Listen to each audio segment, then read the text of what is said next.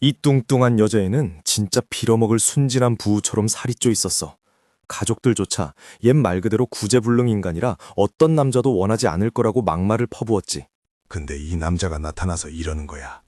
이 알약들을 삼키면 넌 다시 귀여워질 거다. 옆에 있던 한 남자가 그게 대체 무슨 소리냐고 소리쳤어. 하지만 이 예쁜 애는 소년의 말을 믿고 한번 삼켰는데 사실 그게 걔가 통통했던 이유였거든. 파티에 있던 모두가 이 상황이 역겹다고 생각했지만 남자는 여자애한테 곧장 다가가서 말했어. 자, 이 알약들을 먹어. 순진한 부. 이 맥도날드 대주주 여자애는 완전 벙쪘지. 과연 이 남자를 믿어도 될까? 예쁜 애가 다 삼키라고 부추기는 와중에 남자는 여자애가 망설이는 걸 눈치챘어. 그래서 귀에 대고 이렇게 속삭였지. 너 매일같이 받는 조롱들에 기억하면서 평생 프린처럼 생겨서 살 거냐? 그녀는 용기를 내서 알약을 와구와구 삼키기 시작했어. 파티장에 모두가 경악하며 지켜봤는데 1초 동안은 아무 일도 안 일어나는 거야. 이 남자가 다시 돌아와서 그녀는 그냥 구제불능녀일 뿐이라고 조롱하기 시작했지. 근데 바로 그때 그녀의 눈에서 황급빛 오라가 뿜어져 나오기 시작하는 거야. 살들이 실시간 BBL 수술이라도 받은 것처럼 재배치되더니 가슴이 엄청나게 커졌어. 거울 속 자기 모습을 본 그녀는 자기가 K-팝 스타처럼 변한 걸 믿을 수가 없었지. 파티에 있던 모두가 눈이 휘둥그레졌고 이제 그 못생긴 상류층 멤버들은 다들 자기가 다음으로 알약을 삼키게 해달라고 애원하고 난리였어. 그리고 아까 그녀를 조롱했던 안경 쓴 남자는 이제 와서 용서해달라고 빌었지만 쓰레기처럼 바닥에 대동댕이 쳐졌지. 진짜 미친 건 이게 우리 남주의 주특기도 아니라는 거야. 학교 최고의 육상 선수가 그에게 100m 경주를 신청했을 때 모두가 남주가 박살날 거라고 생각했거든. 이 분유 뷔페 같은 놈은 그 같은 쓰레기는 참가할 자격도 없다며 비웃어댔지. 진짜 그렇게 보이기도 했어. 왜냐하면 출말총이 울리고 그 녀석이 죽어라 뛰쳐나갈 때 우리 남주는 그냥 가만히 서서 조롱이나 듣고 있었거든. 경치 참 좋네 하면서 말이야. 그러다 마침내 타이밍이 오자 엑셀을 밟고 화살처럼 튀어나갔어. 금발머리는 완전 충격받았지. 최고 육상 선수는 먼지만 마시게 됐고 우리 남주는 여유롭게 결승선을 통과했어. 심지어 그 녀석이 결승선에 거의 다 올 때까지 기다렸다가 마지막 순간에 확 추월해서 오라 포인트를 5점이라 더 챙겼다니까. 그러면서 그놈 자존심을 완전히 짓밟아버렸지. 어떻게 전학생이 이 지역의 천재를 이렇게 굴욕줄 수 있냐고. 들어봐. 이 녀석은 사실 루도 대륙에서 가장 강력한 오라를 가졌던 존재야. 500년 동안 수련해서 65살에 11번째 경지에 올랐고 마왕을 물리치고 대륙 전체를 구한 영웅이라고. 근데 가장 믿었던 동료한테 등 뒤에서 칼을 맞은 거야. 젠장. 왜 항상 이 남자의 인생을 망치는 건 여자인 걸까? 이쯤 되면 그가 아내를 때리는 나쁜 놈이 된다고 해도 난 이해해 줄 것 같아. 그 순간은 정말 고통 그 자체였지. 그는 절대 용서하지 않겠다고 절규했어. 그리고 다시 눈을 떴을 때 야야몰이 하루토의 몸에 빙의한 거야. 명문가에서 태어났지만 기맥이 막히고 몸이 쓸모없다는 이유로 쫓겨난 불쌍한 녀석이었지. 이 새로운 몸에는 힘이 하나도 없지만 그의 머릿속에는 500년치의 전투 지식이 있고 자기를 배신한 여자들에게 복수하겠다는 불타는 의지가 있어. 다시 돌아와서 경주가 끝난 후 학교 일진이 우리 주인공에게 다가와 시비를 걸기 시작해. 복싱부랑 격투기부의 오사키, 하로, 호쿠바가 나타나서 남주를 괴롭히려고 한 거지. 남주는 이 몸의 원래 주인이 이 일진들에게 삥을 뜯기고 있었다는 걸 알고 있었어. 놈들은 보호해준다는 핑계로 돈을 뺏어갔던 거야. 호쿠바는 야모리한테 뭔가 묘한 기운이 느껴진다며 하루한테 처리하라고 넘겨. 호사키는 이런 약골 상대하는 건 식은 죽 먹기라며 주먹 한 방이면 끝날 거라고 생각했지. 하지만 이제 상황이 다르잖아. 야모리는 그 주먹을 가볍게 피하더니 일진의 턱에 강력한 펀치를 날려버려. 무림고수의 관점에서 보면 복싱부 주장 따위는 그냥 평범한 일반인일 뿐이거든. 그리고 남주가 얼굴에 엄청난 발차기를 꽂아버려. 복싱부 주장은 저 멀리 날아가서 바닥에 처박혔지. 일진들은 제가 진짜 야모리가 맞는지 의심하기 시작해. 우리 주인공은 너희들 내가 무섭냐고 도발하지. 이 쓰레기들은 신경 안 쓰고 덤벼들지만 남주가 두 놈을 동시에 꽉 잡자 고통의 비명을 지르기 시작해. 자기들이 잘못했다고 빌면서 말이야. 그 둘은 화장실 바닥에 쓰러져 울면서 제발 놔달라고 애원했어. 그 사이 발차기를 맞았던 다른 일진이 다시 일어나서 주인공에게 또 다른 주먹을 날리려 돌진하지만 오히려 한 대 더 맞고 날아가서 위협을 받지. 우리 영웅은 다음엔 이렇게 쉽게 안 끝날 거라고 경고해. 화장실 바닥에 손을 다친 채 남겨진 녀석들은 남주를 괴물이라고 생각하며 자기들이 틀렸다고 인정해. 다신 자기들 근처에 오지 말아달라고 부탁하지만 주인공에겐 다른 계획이 있었어. 녀석들이 어리둥절해하자 야모리는 너희가 내 물건을 가져갔으니 다시 돌려받아야겠다고 말해. 일진은 뺏어갔던 걸 당장 돌려주지. 우리 주인공도 자기가 너무 심했다는 건 알지만 이 바보들이 쫄아서 아무한테도 말 못할 거라는 걸 알고 있었어. 학교는 사람도 너무 많고 짜증나는 곳이라 남주는 최대한 빨리 여길 뜨고 싶어해. 다행히 적들한테서 돈도 좀 뜯어냈지. 그 돈으로 하급 부적을 만들 재료를 살 생각이야. 부적은 약한 수련자들이 항상 사는 아이템인데 지금의 쓰레기 같은 몸 상태로도 몇 개는 거뜬히 만들 수 있거든. 아이템을 만들고 나면 그걸 팔아서 꽤 많은 돈을 모을 수 있다는 걸 알지. 이제 수련할 만한 적당한 장소를 찾고 약재를 사야 해. 3주가 지났는데도 부적이 팔릴 기미가 안 보여. 이 세계 사람들은 부적을 엄청난 미신으로 취급하더라고. 길을 뛰어가던 중 2단계 수련자인 남주는 다친 강아지 한 마리를 발견해. 상처가 꽤 심각해 보였고 이 작은 동물은 고통 때문에 길바닥에 쓰러져 있었지. 그래서 남주는 이 기회를 타서 부적의 효과를 테스트해보기로 해. 차에 치인 것 같은 그 강아지한테 말이야. 남주가 동물의 체력을 후복시키자. 장기 손상과 외상을 입었던 강아지가 순식간에 낫는 거야. 강아지는 다시 건강해져서 신나게 짖기 시작했어.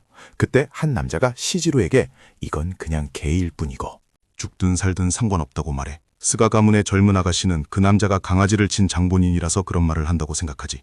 짜증이 난 그 아가씨는 이 작은 녀석을 수의사에게 데려가려고 했는데 소년의 품에 안긴 강아지가 차에 치였는데도 완전 건강한 걸 보고 깜짝 놀라. 그녀는 어떻게 이렇게 완벽하게 나았는지 젊은 남자가 강아지한테 무슨 짓을 한 건지 물어봐. 스가는 강아지가 토마토 소스처럼 피투성이가 된 걸 보고 가망이 없다고 생각했었거든. 그녀가 누군가를 병문안하러 간다는 걸 눈치챈 주인공은 부적을 자랑할 완벽한 기회라고 생각하고 그냥 파란색 보호부적을 썼을 뿐이라고 말해. 하지만 와다는 남주가 거짓말쟁이 사기꾼이라며 절대 안 속는다고 펄펄 뛰지. 그는 이 꼬마가 돈을 뜯어내려고 일부러 차 앞으로 강아지를 던진 게 틀림없다고 확신해.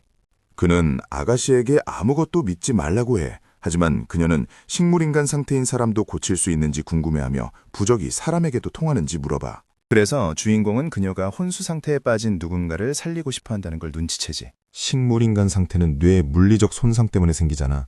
기를 사용해 몸을 회복시키는 남주의 부적에 딱 맞는 증상이었지. 워터는 종이 쪼가리가 아주머니를 낫게 할 리 없다고 믿으며 그녀에게 부적에 손대지 말라고 해. 우리 영웅은 여자에게 사용법이 아주 간단하다고 설명해. 그냥 치료하고 싶은 사람 앞에서 들고 있기만 하면 된다고 말이야. 남주는 큰 부적은 40만엔, 작은 부적은 20만엔에 주겠다고 제안해. 젊은 아가씨는 우리 영웅에게 100만엔을 지불하고. 그가 가진 부적을 전부 사고 싶어해. 워터는 이 모든 게 미친 짓이라며 그녀에게 사지 말라고 말리지. 하지만 그 수련자는 남자가 거래를 막으려 하자 짜증이 나서 그의 손을 꽉 잡아버려. 여자가 이미 부적을 사기로 동의했으니 남의 사업에 끼어들지 말라고 경고하재. 계속 방해할 생각이면 당장 물러나는 게 좋을 거라고 말이야. 남주는 와다의 팔을 꺾어 잡고 아프게 한 뒤 이 멍청이를 휙 던져버려. 스가 가문의 여자와 거래를 마치며 그는 보너스로 노란색 보호부적과 빨간색 화염부적을 하나씩 더 챙겨줘. 물론 이 특별한 부적들을 쓸 날이 오지 않기를 바란다고 하면서 말이지. 어쨌든 시즈로는 덤으로준 것에 감사하며 주인공의 이름을 물어봐. 그는 자신을 야이모리 히로토라고 소개해. 그가 걸어갈 때 우리가 뭘 확신하겠어. 이 녀석은 사기꾼이 분명해. 그녀도 식물인간 상태를 치료하는 건 불가능에 가깝다고 생각하지만 아주 작은 가능성이라도 있다면 시도해볼 생각이었어. 그녀는 그 여자가 의식을 되찾게 만들고 싶었거든. 마침내 돈이 생긴 남주는 살집을 찾아 나서 다음 목표는 수련 능력을 높일 약재를 찾는 거야. 그런데 갑자기 강아지가 뭔가 이상한 걸 발견하고 주인을 향해 짖기 시작해. 우리 영웅은 주변에 기의 기운이 엄청나게 뿜어져 나오는 저택을 발견해.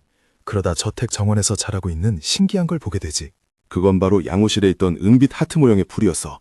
한편 주인공한테 얻어퍼진 녀석 중 하나가 간호사한테 예모리가 진짜 악마라고 이르고 있어. 치료를 받으면서 다음번엔 예모리한테 꼭 대가를 치르게 하겠다고 벼르고 있지.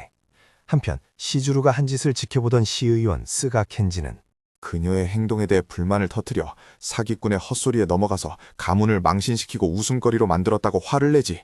간호사들도 젊은 아가씨가 부적에 엄청난 돈을 썼다며 뒤에서 수근거리고 비웃어. 샤오는 부적을 슬프게 쥐고 딱 한 번만 더 시도해보고 싶다고 말해. 엄마를 살릴 수 있는 마지막 시도니까 무슨 짓이든 하겠다는 거야.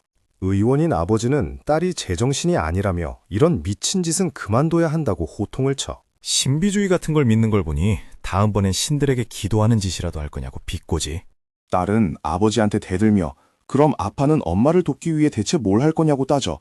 엄마가 쓰러져 있는 동안 병문안은 몇 번이나 왔냐고 쏘아붙이지. 그녀는 아버지를 원망해. 아버지가 할 수 있는 모든 걸 다 하지 않았고 엄마를 이대로 방치하다가 결국 다른 여자를 만나서 엄마를 헌신짝처럼 버릴 거라고 말이야. 그 말에 아버지는 진짜 뚜껑이 열려서 딸의 뺨을 때리려 하지만 간신히 손을 멈추고 참아내. 그러면서 딸의 입버릇이 너무 나빠졌다고 경고하지. 그는 당장 간호사를 불러서 저 튜브들을 다 뽑아버리겠다고 윽박질러. 딸은 울면서 아빠가 그럴 권리는 없다고 소리쳐.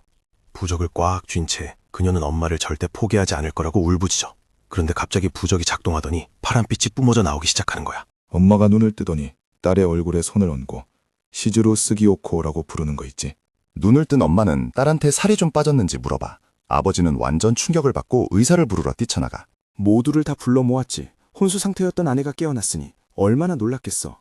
의사들도 이게 진짜냐며 믿지 못해. 그들은 아내의 상태를 검사하려고 서둘러 데려가. 의사는 1년 반이나 혼수 상태에 있었는데 이제 정상적인 생활로 돌아갈 수 있을지도 모른다고 말해. 스가는 이 모든 게 그 파란 부적 덕분이라는 걸 깨닫게 되지. 그는 부적이 통했다고 확신하지만 의사들은 불가능한 일이라며 믿지 않아.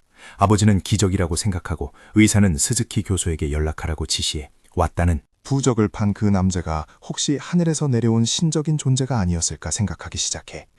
요코는 시즈루를 안아주며 그동안 고생시켜서 미안하다고 사과해. 하지만 딸은 너무 행복했어.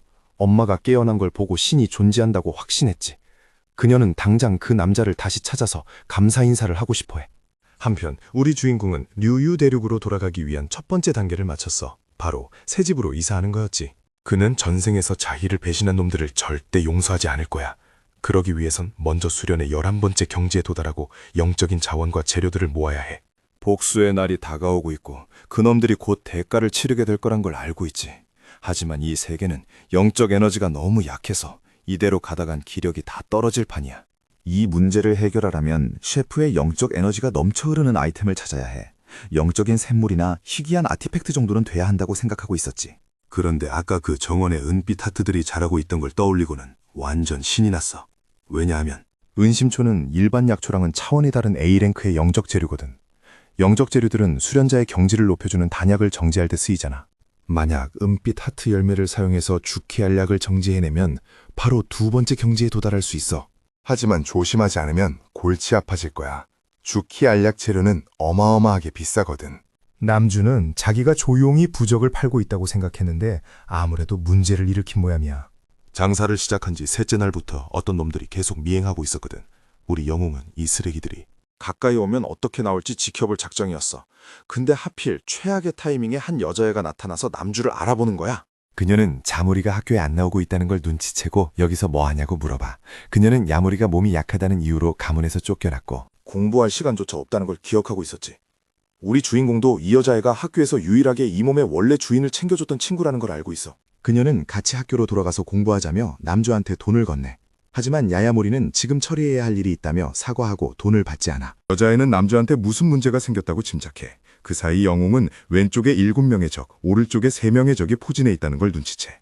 물론 순식간에 그들 전부를 다 쓸어버릴 수 있다는 걸 알고 있지. 우리 주인공이 달리기 시작하자 칼을 든 적들이 그를 뒤쫓아와. MC가 향한 골목길로 다들 들어서지.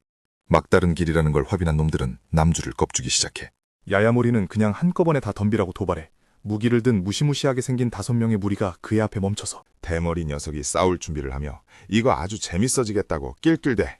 우리 수련자 남주는 왜 며칠 동안이나 자기를 감시하고 미행했냐고 물어봐. 그 난자는 산더미 같은 적들을 만들어 놓고도 태연하게 물건을 팔고 다니는 배짱이 대단하다고 비꼬지. 그러면서 아마타니 가문의 젊은 아가씨가 왜 너 같은 놈한테 관심을 가지는지 묻는 거야. 그 여자는 거의 MC의 약혼녀가 될 뻔했던 사람인데 남주는 단순히 파혼했다는 이유만으로 자기를 죽이려 하는 건 너무 오버라고 생각하지. 그래서 무력을 써서라도 대답을 드러내려고 해. 그때 여자애가 야쿠자들이 야이모리를 해치려 하는 걸 보고 경악해. 그녀는 저렇게 연약한 몸으로는 무장한 조폭들을 이길 수 없다고 생각하지. 그녀는 소년의 목숨을 구하기 위해 경찰에 신고하기로 결심해. 야쿠자 멤버가 그녀를 길 잃은 도둑고양이로 부르며 폰으로 뭘 하냐고 위협해. 사이코 같은 표정을 지으며 그녀의 손에서 폰을 확 낚아채지. 조직원들은 그를 보스라 부르며 나타나줘서 기뻐해. 우리 영웅은 모치야마가 조폭 두목에게 머리채를 거칠게 잡히는 걸 보게 돼 두목은 자기를 정복자라고 부르며 처음엔 세츠 아메탄이더니 이번엔 이 꼬마 아가씨냐 하며 비웃어. 모치야마는 저놈들 다 무기를 들었으니 야야모리한테 빨리 도망치라고 소리쳐. 그리고 자기는 카게오 모치야마 가문의 딸이니까 자기한테 함부로 손대지 못할 거라고 경고하지. 하지만 대머리 조폭도먹은 무치야마 가온을 비웃어. 그러면서 여기서 널 묻어버리면 네가 어디로 사라졌는지 아무도 모를 거라고 협박해. 여자애가 너무 무서워하자 이 사이코는 누굴 원망하고 싶다면 너의 그 멍청함을 원망하라고 말해. 그가 그녀를 찌르려는 찰나 주인공이 반응하며 그에게 곧장 돌진해. 단숨에 놈의 손에서 칼을 빼앗고 벽에 쾅 꽂아버리지. 마카이마는 저 애가 진짜 야모리가 맞는지 놀라워해. 너무 달라졌으니까. 우리 영웅은 그들을 위협하며 누가 너희를 여기로 보냈는지 딱 한 번만 묻겠다고 경고해. 한편 다른 곳에서는 가야 수사관에게 스카페이스 조직이 동부거리 골목에서 움직이고 있다는 보고가 들어가. 아이가 연루되어 있고 여자 한 명이 인질로 잡혀 있다는 내용이었어. 수사관은 아드레날린이 솟구쳐 엄청난 속도로 차를 몰며 오나가 서장에게 알리지 않고 바로 백업을 요청해. 그는 무턱대고 행동하지 말라고 경고해. 상대는 밀매업자들이라 사람 죽이는 걸 망설이지 않는 놈들이니까. 하지만 무전기 너머로 아무 대답이 없자 내 말 들리냐고 다급하게 재촉하기 시작해. 그런데 동료가 겁에 질린 목소리로 이제 백업은 필요 없다고 대답하는 거야. 아까 말했던 그 꼬마가 스카페이스 조직 전체를 혼자서 싹 다 쓰러뜨렸다고 말이지. 대머리 녀석은 네가 진짜 야모리 가문의 쓰레기가 맞냐고 물으며 자기 조직은 그렇게 쉽게 당하지 않는다고 허세를 부려. MC는 정보를 넘긴 게 아마타니 가문인지 아니면 야모리 가문인지 묻고는 대답할 시간은 딱 3초 주겠다고 위협해. 대머리 녀석은 살려달라고 빌면서 대답할 시간을 더 달라고 애원하지. 우리 영웅은 봐줄 생각이 없었지만 그때 경찰이 나타나서 그에게 무릎을 꿇으라고 명령해.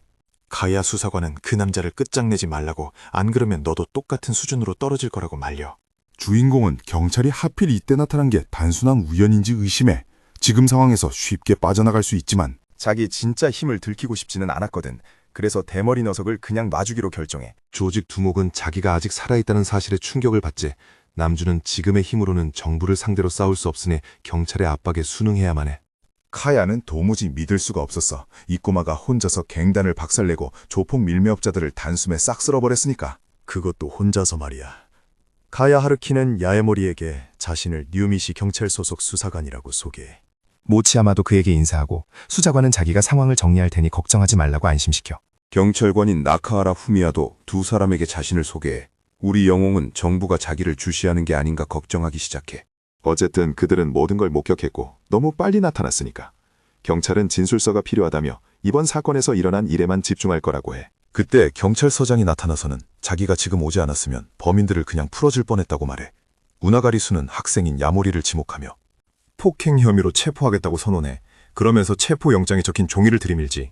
모치야마는 완전히 열받았어. 애초에 바닥에 뻗은 녀석들이 먼저 선빵을 날린 거잖아. 그런데 오나가 서장은 자긴 그 꼬마가 아무 이유 없이 사람들을 패는 것만 봤다며 억지를 부려. 카야는 오나가가 하는 짓이 어이가 없었어. 그놈들이 마약상이라는 건 세상이 다 아는 사실이잖아. 카야 경위가 그놈들을 쓰레기라고 부르자 오나가 서장은 제대로 빡친 모양이야. 감히 상사에게 대든다며 당장 경찰 배지를 뺏어버릴 수도 있다고 협박하거든. 카야가 그를 개자식이라고 욕하니까 옆에 있던 대머리 경찰이 직장 잃기 싫으면 제발 진정하라고 말려. 그때 갑자기 야모리가 입을 열다니 그냥 자기를 체포하라고 해. 우리 주인공은 정부의 어떤 거물이 자기를 함정에 빠뜨리려고 수를 썼다는 걸 이미 다 알고 있었던 거야. 앞으로도 이런 일이 계속 일어날 테니까 주인공은 오히려 이 상황을 역이용해서 정보를 캐낼 속셈인 거지. 야모리는 오나가에게 자기가 학생인 걸 도대체 어떻게 알았냐고 전곡을 찔러. 그 질문을 받자 서장은 짜증을 내면서 자기가 말실수를 했다는 걸 깨달아버려. 오나가가 어설프게 변명을 늘어놓자 주인공은 대놓고 당신 배우의 보스가 나를 감시하라고 시켰냐고 물어봐. 오나가는 우리 주인공이 무슨 소리를 하는지 전혀 모르는 척 시치미를 떼며 당장 순찰차에 타라고 윽박질러. 그런데 야모리의 손에는 이미 서장의 코트 단추가 들려 있었어. 야모리가 참 아쉽다고 말하자 오나가는 완전 충격에 빠져. 자기도 모르는 사이에 단추를 뜯겼으니까 말이야. 우리 주인공은 다음에 만날 때는 단추 하나로 끝나지 않을 거라고 살벌하게 경고해. 오나가는 그 건방진 학생에게 뼈저리게 후회하게 안 들어주겠다며 길길이 날뛰어. 시간이 조금 흐르고 교도소 안에서는 한 경찰이 죄수의 감방 쇠창살을 곤봉으로 쾅쾅 두드리고 있어. 경찰은 타겟이 곧 도착할 테니 그를 제거하라는 명령이 떨어졌다고 은밀히 전달해. 음침해 보이는 그 주해수는 읽던 책을 덮으며 임무를 접수했다고 대답해. 한편 교도관들의 호의를 받으며 교도소에 도착한 우리 주인공은 느긋하게 주변을 쓱 훑어보기 시작해. 철창문이 닫히는 순간 야모리는 놈들이 자기를 공격할 계획이라는 걸 본능적으로 눈치채 오히려 흥미롭다는 듯이 자기와 같은 감방을 쓰는 저 녀석이 이 암살 계획의 배우인지 궁금해하지. 사실 그 암살자에게는 오랫동안 지켜온 철칙이 하나 있었어. 야모리처럼 약해 빠진 고마는 패고 싶지 않다는 거였지. 하지만 이번엔 돈을 받고 고용됐으니 어쩔 수 없다고 생각하고 있어. 우리 주인공은 그에게 그냥 흔해 빠진 끈앞을 준 하나냐고 물어봐.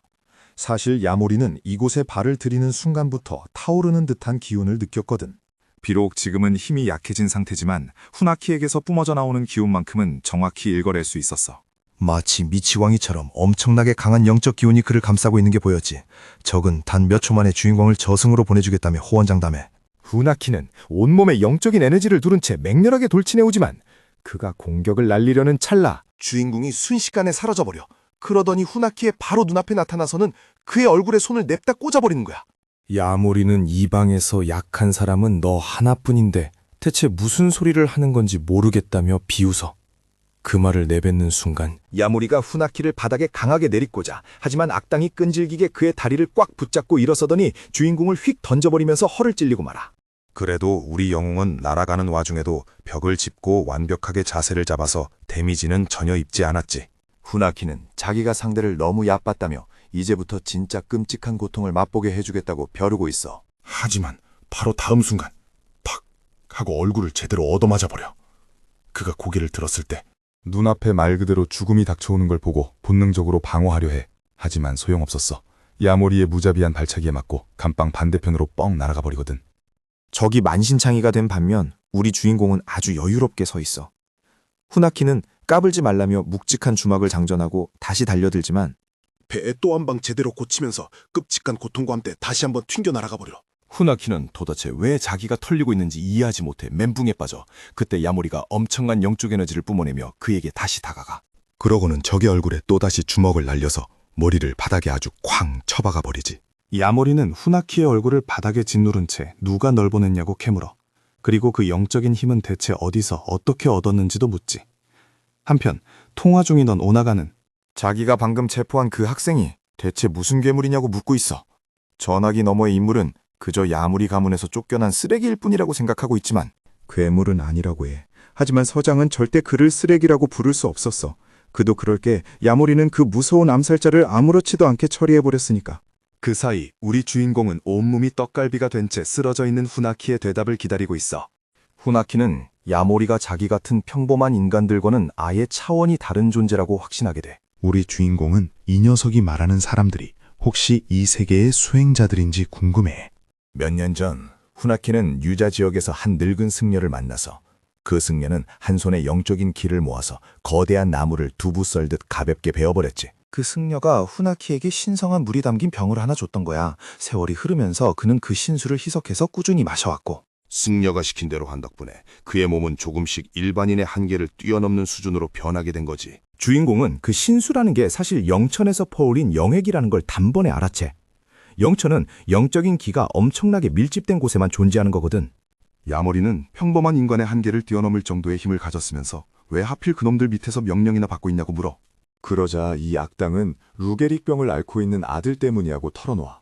안타깝게도 그 신수로는 아들의 병을 고칠 수 없었다는 거야. 그래서 돈을 벌어야만 했던 거지. 루게릭병이라는 말을 듣자마자 우리 영웅은 자기가 그걸 고칠 수 있다는 걸 알아. 후나키는 그 말에 완전히 얼어붙고 주인공은 차분히 설명을 시작해. 일반인에게 영액을 그냥 먹이는 건 몸을 망칠 위험이 있지만 부적을 사용하면 안전하게 치료할 수 있다고 말이야. 후나키는 깜짝 놀라면서도 그런 기적 같은 일이 진짜일 리 없다고 의심해. 그래서 주인공은 증명해 보이기 위해 그에게 직접 부적을 사용하고 놀랍게도 그의 모든 상처가 순식간에 치유돼 버려. 관생한 우리 주인공은 이 남자에게 기회를 한번 주기로 해. 이 모든 일의 배후에 있는 진짜 흑막이 누군지 풀어버린다면 아들을 완치시켜주겠다고 약속하지. 만약 거절하면 지금 당장 자기 손에 끝장날 거라고 경고하면서 말이야. 후나키는 야모리가 절대 평범한 녀석이 아니라는 자신의 직감이 맞았다는 걸 확신해. 결국 그는 자기를 고용해 널 제거하라고 사주한 사람이 바로 하시모토 코세이라고 실토해. 한편 누군가 통화하면서 오나가가 야모리 가문의 피라미아드 쫄았냐며 비웃고 있어. 그 전화를 받는 사람이 바로 코센클럽의 사장 하시모토 코세이야. 그는 전화를 끊고 자기 눈앞에 있는 사람과 하던 작업을 계속하려고 해. 그는 상대방에게 어떤 부위의 고기를 먹고 싶은지, 마실 건 필요한지, 아주 여유롭게 물어봐. 그런데 그의 앞에는 입에 재갈이 물린 채 쇠사슬에 묶여 절망적으로 울고 있는 여자가 있었어. 코세이는 자리에서 일어나더니 그녀가 기본 예의조차 모르는 나쁜 여자라고 중얼거려. 그러고는 여자의 입에 붙은 테이프를 확 뜯어내며 고통을 주고는 다음엔 어느 이빨을 뽑아줄까 고민하는 진짜 사이코패스 같은 모습을 보여줘. 그래야 교훈을 얻을 거라면서 말이야. 그 끔찍한 말을 끝내자마자 그는 펜치로 그녀의 생리 하나를 쑥 뽑아버려. 여자는 끔찍한 고통에 몸부림쳐. 그때 집사가 다가와 스가 의원이 야모리 하루토 건으로 연락을 해왔다고 보고해. 코세이는 그 일이라면 이미 류자에서 온 폭력배에게 맡겨두었다며 대수롭지 않게 넘겨. 이따가 자기가 직접 경찰서에 가보겠다면서 말이야. 어찌됐든 그놈은 이미 시체가 될 운명이라고 굳게 믿고 있거든. 같은 시각 감방은 후나키는 하루토의 부적을 받는 대가로 펜던트 하나를 넘겨줘. 야모리는 그 십자가 펜던트 중앙에 영액이 응축되어 있는 걸 발견해. 이 영액을 은심초에 사용하면 순식간에 열매를 맺게 할 수 있다는 걸 그는 단번에 알아차리지. 펜던트를 챙기며. 주인공은 후나키에게 좋은 선물 고맙다며 인사해. 후나키는 이제부터 하시모토가 널 노릴 텐데 그놈의 타깃이 된 사람치고. 끝이 좋았던 적이 없다며 진심으로 경고해줘. 하지만 하루토는 거래만 잘 지키면 걱정할 거 없다며 쿨하게 넘겨. 하시모토에 관해서는 안부 인사 정도는 톡톡히 전해주겠다며 의미심장하게 웃지. 한편 네오인계 학교에서는 아주 세련된 여자가 고급 차에서 느리고 있어. 부적을 샀던 그 여자는 사진을 직접 두 눈으로 확인하기 전까지는 그 소년이 야모리 가문에서 쫓겨난 그 녀석일 거라고는 상상도 못했어. 하지만 사진을 보고 그가 맞다는 걸 확신했지. 게다가 그 소년이 바로 자기 대학의 신입생이잖아. 사키는 대학 총장에게 주인공에게 일어난 일에 대해 이야기하지만 총장은 골치 아픈 일에 엮이고 싶어 하지 않아. 하지만 사키는 어떻게든 그를 그 자리에서 끌어내리겠다고 단단히 벼르고 있어. 바로 그때 시주루가 방으로 들어오고 그들이 야모리 하루토에 대해 얘기하고 있다는 걸 알게 돼. 한편 오나가 서장의 사무실에서는 가야 경위가 서장에게 불같이 화를 내고 있어. 몇 년 동안이나 쫓아다녔던 조직폭력배를 서장 마음대로 풀어주려고 하니까 말이야. 가야는 상사가 권력을 남용하고 있다고 정면으로 고발해. 하지만 서장은 증거도 없지 않냐며 뻔뻔하게 응수해. 증거 없이 상사를 범죄자로 몰아가는 건 아주 심각한 문제라고 으름장을 놓지. 카야는 서장이 뒤에서 무슨 꿍꿍이를 꾸미고 있는지 다 안다고 맞서지만 서장은 오히려 젊은 경찰을 협박하며 알면 다 말해보라고 압박해. 결국 기가 죽은 카야는 겁을 먹고 아무 말도 하지 못하고 말아. 바로 그 순간 경찰이 막아서는데도 불구하고 시즈루와 사키가 서장실로 막무가내로 밀고 들어와. 서장은 저 여자들을 막지 못했냐며 경비에게 화를 내고는 도대체 당신들 누구냐며 어이없어해. 하루토가 별다른 든든한 뒷배가 없다고 생각한 서장은 당신들 친구는 절도와 폭행 혐의를 받고 있어서 재판 전까지는 절대 풀어줄 수 없다고 단호하게 말해. 카야가 그건 말도 안 된다고 애초에 그런 혐의조차 없었다고 따지지만 서장은 자기가 책임자니까 기밀을 유출할 수 없다는 말도 안 되는 핑계를 대지.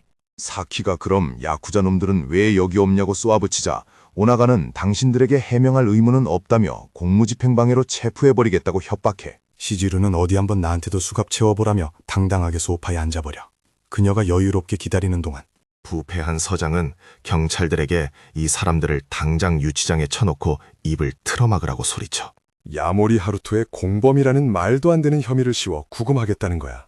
그리고 카야 역시 범죄자를 감싸돌았다는 이유로 정직 처분을 받고 신문을 받게 될 거라고 통보해. 그때 시주루가 이렇게 아무렇게나 죄를 지어내는데 과연 오기 국장님이 가만히 계실까 하고 툭 던져. 오나가는 국가공무원을 모욕했다며 그녀의 죄가 더 무거워졌다고 윽박질러. 시주루는 오나가 서장을 위해 아주 재미있는 우연을 만들어주고 있는 중이라고 여유를 부려. 서장은 그녀가 자꾸 상황을 꼬이게 만드니까 슬슬 신경질이 나기 시작해.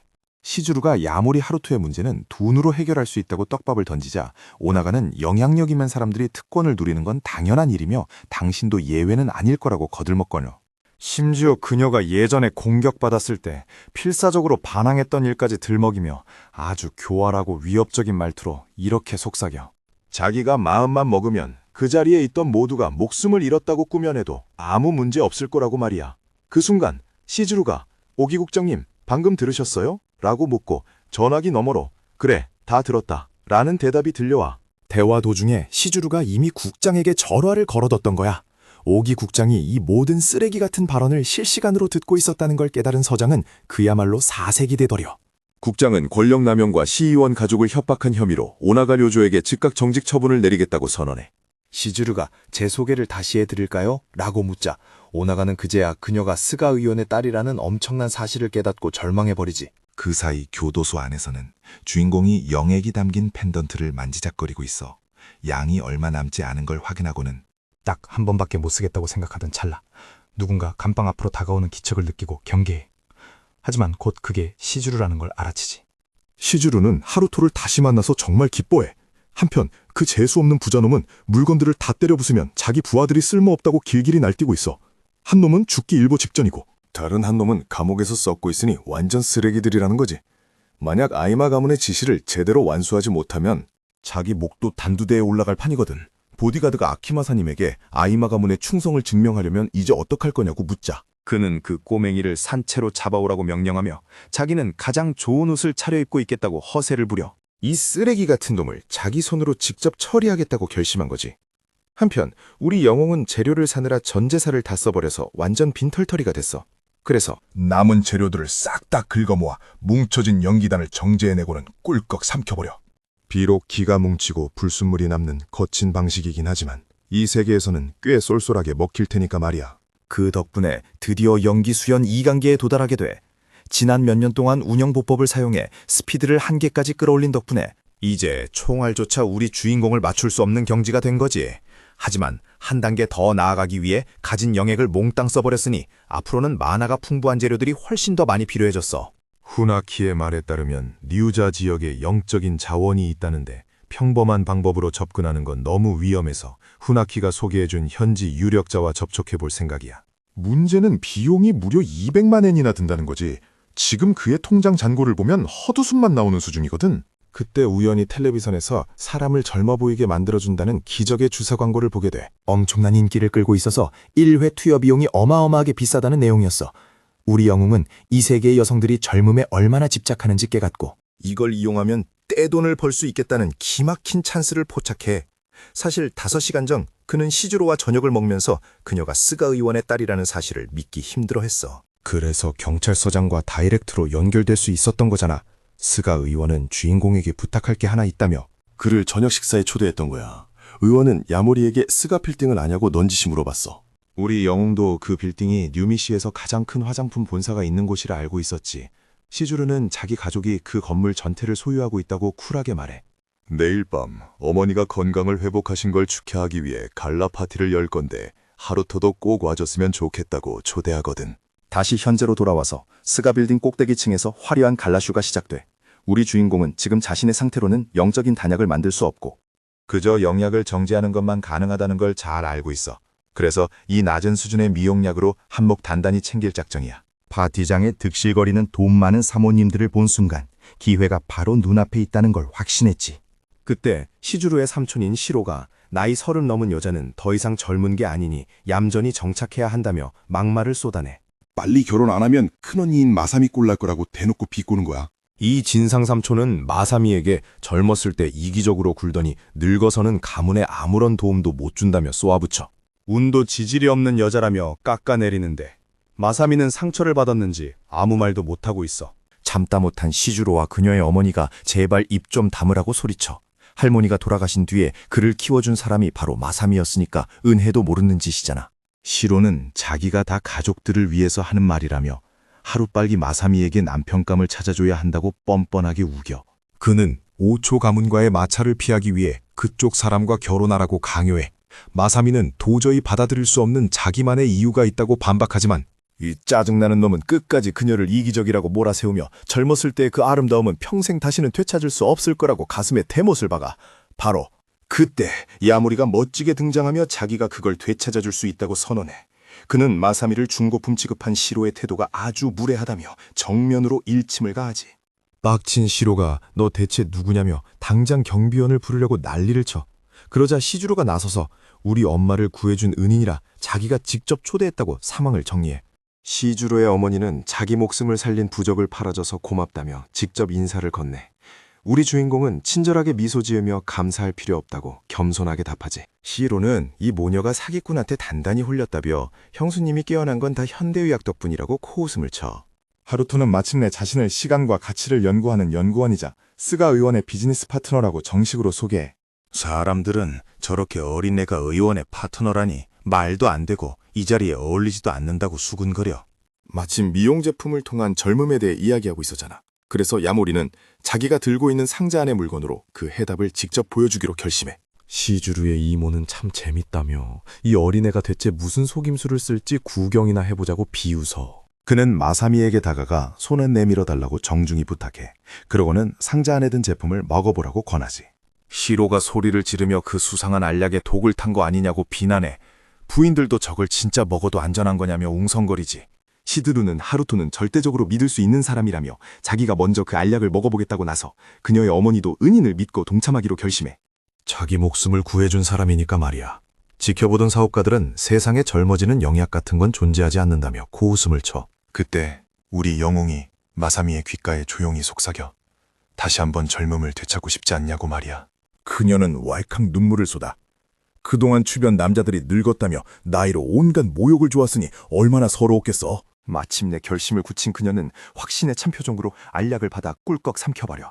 스가 가문의 삼촌들은 그녀가 진짜로 약을 먹었다는 사실에 경악을 금치 못해. 잠시 동안 아무 일도 일어나지 않자 사람들은 역시 독이거나 뻔한 사기극이라고 확신해 시로가 아주 의기양양하게 손가락질하며 네, 그럴 줄 알았다며 사기꾼이라고 소리치는 그 순간 갑자기 마사미의 머릿결과 피부가 눈에띄게 변하기 시작하는 거야. 그녀가 완전히 젊은 시절의 모습으로 탈바꿈해버린 거지. 이 믿을 수 없는 기적에 파티장에 있던 모든 파트너들과 가족들은 입을 떡 벌리고 충격에 빠져. 돈 많은 사모님들은 앞다투어 부르는 게 값이니 제발 팔아달라며 미친 듯한 금액을 제시하기 시작해. 마치 경매장처럼 호가가 미친 듯이 올라가는 거야. 스가 가문 사람들은 저 약의 판권만 얻어내면 화장품 업계를 다시 완벽하게 장악할 수 있다는 걸 본능적으로 깨달아. 회사가 망해가던 참이었는데 삼촌은 이제 억만장자가 될 완벽한 계획이 섰다며 여자들에게 조용히 하라고 윽박질러. 코센.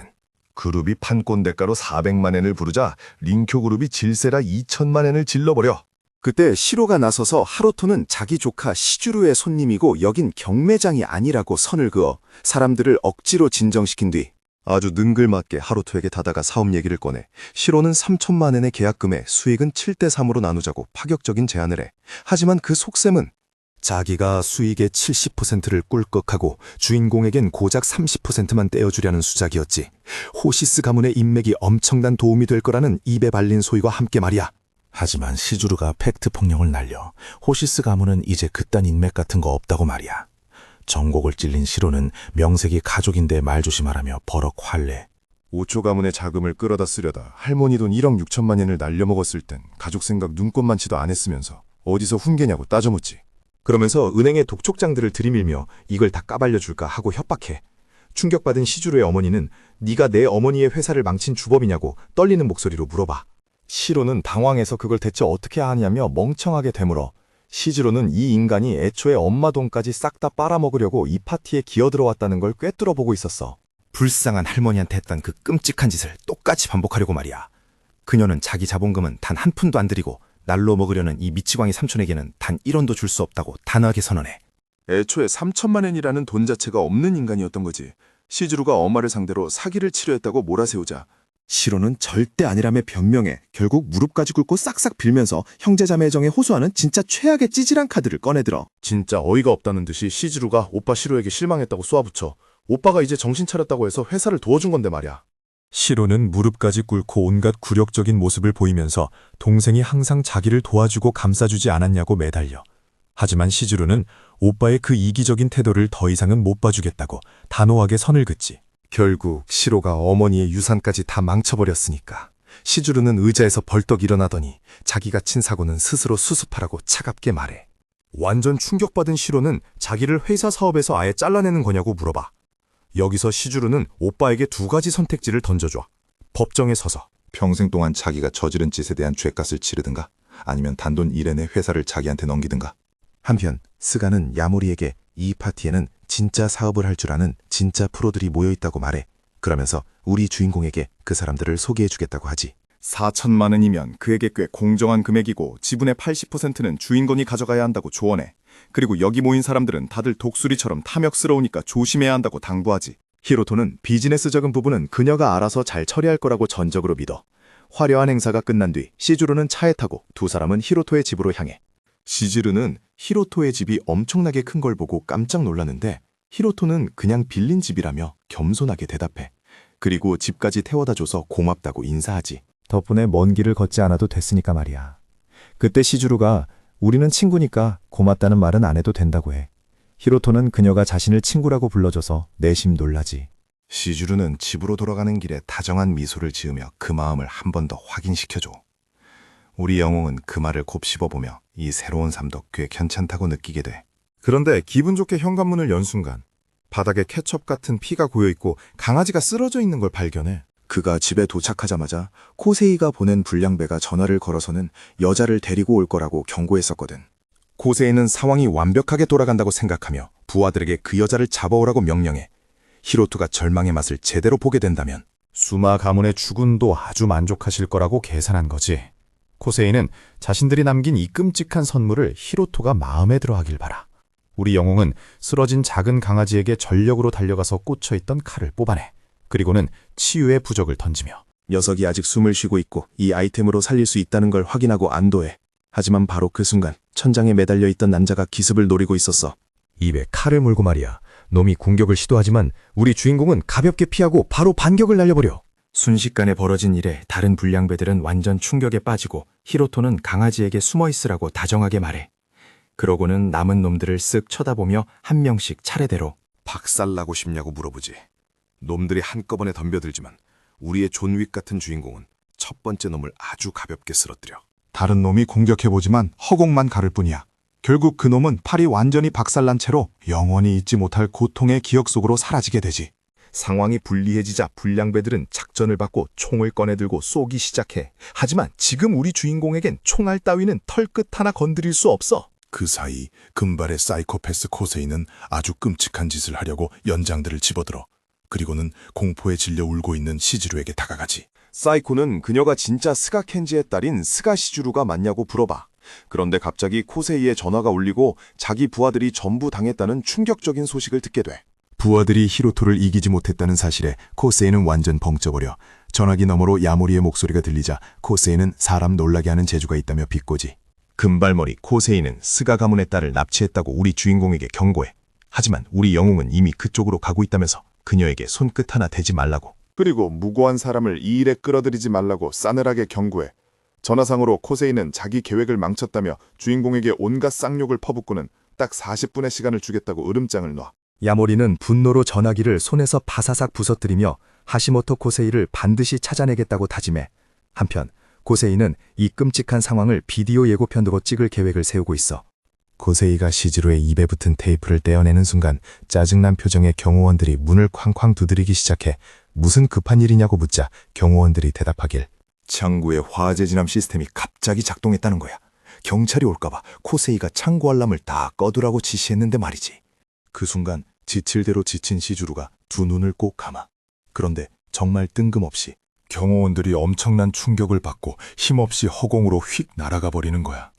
시주루는 당연히 야모리 히로토가 구하러 왔다고 생각하고 그의 이름을 애타게 부르지. 시간은 1시간 전으로 거슬러 올라가. 한밤중에 후나키는 유자에게 소개장을 전달하려고 길을 나섰어. 전화를 해도 안 받길래 주소상으로 맞아야 할 곳에 오토바이를 세웠지. 후나키는 자기가 야모리의 집 앞에 서 있는 건지 헷갈려해. 그때 불량배들이 하시모토에게 야모리 히로토가 집에 돌아왔다고 보고하는 걸 후나키가 엿듣게 돼. 후나키는 몰래 그들을 뒤쫓았고 우리 주인공을 암살하려던 놈들을 목격하게 되지. 그 사이에 놈들은 시즈루를 납치해서 차에 밀어넣었어. 후나키는 코세이가 저지른 짓을 전부 지켜봤지. 히로토의 여자를 납치하고 집에 암살자들을 보내 그를 죽이려 했다는 걸 말이야. 후나키는 스가를 태운 차를 미행하기 시작했고 주인공에게 바로 좌표를 찍어보냈어. 그러는 동안 후나키는 히로토의 집에 있던 암살자 중 한 명을 신문해서 모든 계획을 다 불게 만들었지. 히로토는 후나키에게 자기 친구를 그곳에서 구출해달라고 부탁해. 하지만 그 금발 자식만큼은 자기 손으로 직접 끝장내고 싶다고 말하지. 한편 코세이는 창고 화자 경보기를 끄라고 분명히 명령했는데 일이 틀어지자 경호원들에게 불같이 화를 내. 무슨 일인지 확인해보겠다며 경호원들에게 경계를 늦추지 말라고 지시하지만 후나키는 이미 그곳에 잠입한 상태였어. 경호원들은 여자 납치에다가 코세이의 까다로운 요구사항까지 이 모든 상황에 대해 툴툴거리며 불만을 쏟아내고 있었지. 그러다 엄청난 연기를 뿜어내는 근육질의 사내가 나타난 걸 발견해. 놈들은 대체 누구고 여기서 뭐하는 거냐고 소리쳐. 후나키는 아주 섬뜩한 표정을 지으며 조금만 참으라고 말하고는 그 엄청난 괴력으로 놈들을 묵사발내기 시작해. 경호원들을 휙휙 집어던지고 주먹으로 가볍게 마무리한 뒤 스가가 갇혀있는 방에 도착해 스가는 당연히 히로토인 줄 알고 있었지. 후나키는 야모리가 자신에게 빚을 졌다는 걸 잘 알고 있어. 그는 시주루를 그 끔찍한 곳에서 빼내. 그녀를 어깨에 들쳐업고 최대한 빨리 그곳을 빠져나가려고 해. 놈들이 상황을 파악하기도 전에 차는 벌써 눈앞의 문디 정원에 도착해 있었고 후나키는 놈들이 곧 보안 시스템을 확인할 거란 걸 직감해. 그런데 갑자기 다리에 날아온 발사체에 맞고 중심을 잃어 바닥에 쓰러지고 말아. 그 바람에 안고 있던 시주루를 놓치게 되지. 코세이는 자기 사격 실력은 조금도 녹슬지 않았다며 스스로의 총솜씨에 감탄해. 후나키는 놈들이 어떻게 이렇게 빨리 돌아왔는지, 그리고 자기가 벌써 이렇게 잡혀버린 건지 당황스러워해. 하시모토 코세이는 이 남자가 자기 저택에 이렇게 쳐들어오다니. 빼짱 하나는 두둑하다고 비꼬지. 근육줄의 후나키와 코세이는 오랜만에 마주친 사이였고 그 옛날 이야기를 꺼내. 코세이는 오늘이 정말 최고의 날이라고 생각해. 자기한테 벌을 받으려고 다들 제 발로 찾아와 줬으니까 말이야. 이 상황이 코세이를 흥분으로 부들부들 떨게 만들어. 하지만 후나키는 코세이가 단단히 착각하고 있다며 자기한테 박살나고 나면 그런 소리는 쏙 들어갈 거라고 맞받아쳐. 한편 밖에서는 드디어 우리 영웅이 도착했고 경호원들이 그의 기척을 눈치채 히로토는 엄청난 위압감을 풍기며 나타나는데 얼마나 빡쳤는지 온몸에서 붉은 오라가 뿜어져 나올 정도야. 경호원들이 뭘 도와줄까 빈정거리기도 전에 주인공은 이미 주먹을 날리고 있었어. 말 한마디 섞을 가치도 없다는 듯이 말이야. 한 놈의 얼굴을 그대로 뭉개버리자 놈은 휙 날아가서 정문을 박살내버려. 다음으로 덤벼드는 놈도 똑같은 꼴을 당하고 단 한 방에 상황을 정리해버리지. 그러고는 남은 놈들을 한꺼번에 그것도 아주 가볍게 쓸어버리기 시작해. 바로 그 순간 안에서는 후나키가 수많은 경호원들을 상대하느라 구우전하며 상처를 입고 있었어. 속으로 이 의뢰는 받지 말았어야 했다며 여자 한 명도 제대로 못 구하는 자기 자신을 자책하지. 코세이는 후나키를 죽인 다음에 그의 아내와 아이들까지 저승으로 보내서 외롭지 않게 해주겠다고 섬뜩한 소리를 해. 하지만 그 전에 이 사이코패스는 그들을 아주 산산조각 내버릴 계획이었어. 바로 그때 엄청난 폭발음과 함께 정문이 날아가 버리고 하시모토의 헛소리도 뚝 끊겨버려. 누가 이런 짓을 했는지 당황하는 사이 짙은 연기 너머로 한 실루엣이 등장해. 우리 주인공이 사신이 코세이를 지옥으로 끌고 오라고 해서 왔다고 간지나게 선언하시. 후나키는 꼬맹이가 오는데 한참 걸렸다며 툴툴거리고는 파트너에게 저번처럼 효과가 직방일 거라며 치유의 부적을 건네줘.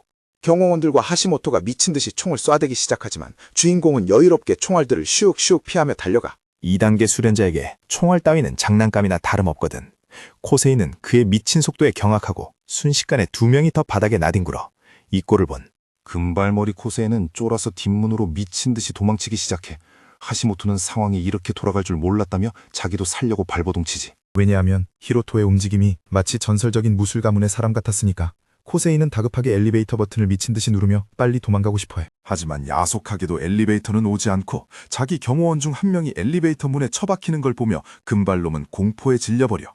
코세이는 히로토에게 제발 진정하라고 빌면서 사실 널 제거하라고 지시한 건 수마 가문의 주군이고 자기는 그분의 보호를 받고 있다고 털어놔. 하지만 우리 영웅은 그런 이름은 들어본 적도 없다며 금발놈에게 앞으로 겪을 고통이 너무 끔찍해서 차라리 살아있지 않기를 바라게 될 거라고 차갑게 선고해.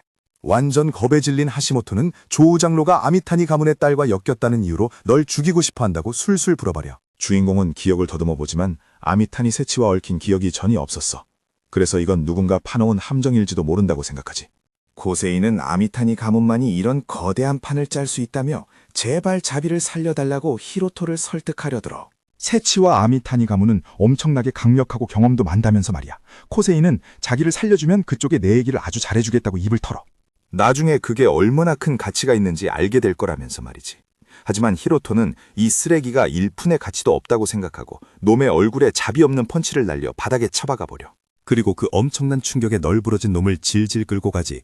방문을 부수고 들어간 우리 영웅은 코세이가 납치했던 여성들이 칼을 집어들고 그들에게 다가오는 걸 보게 돼.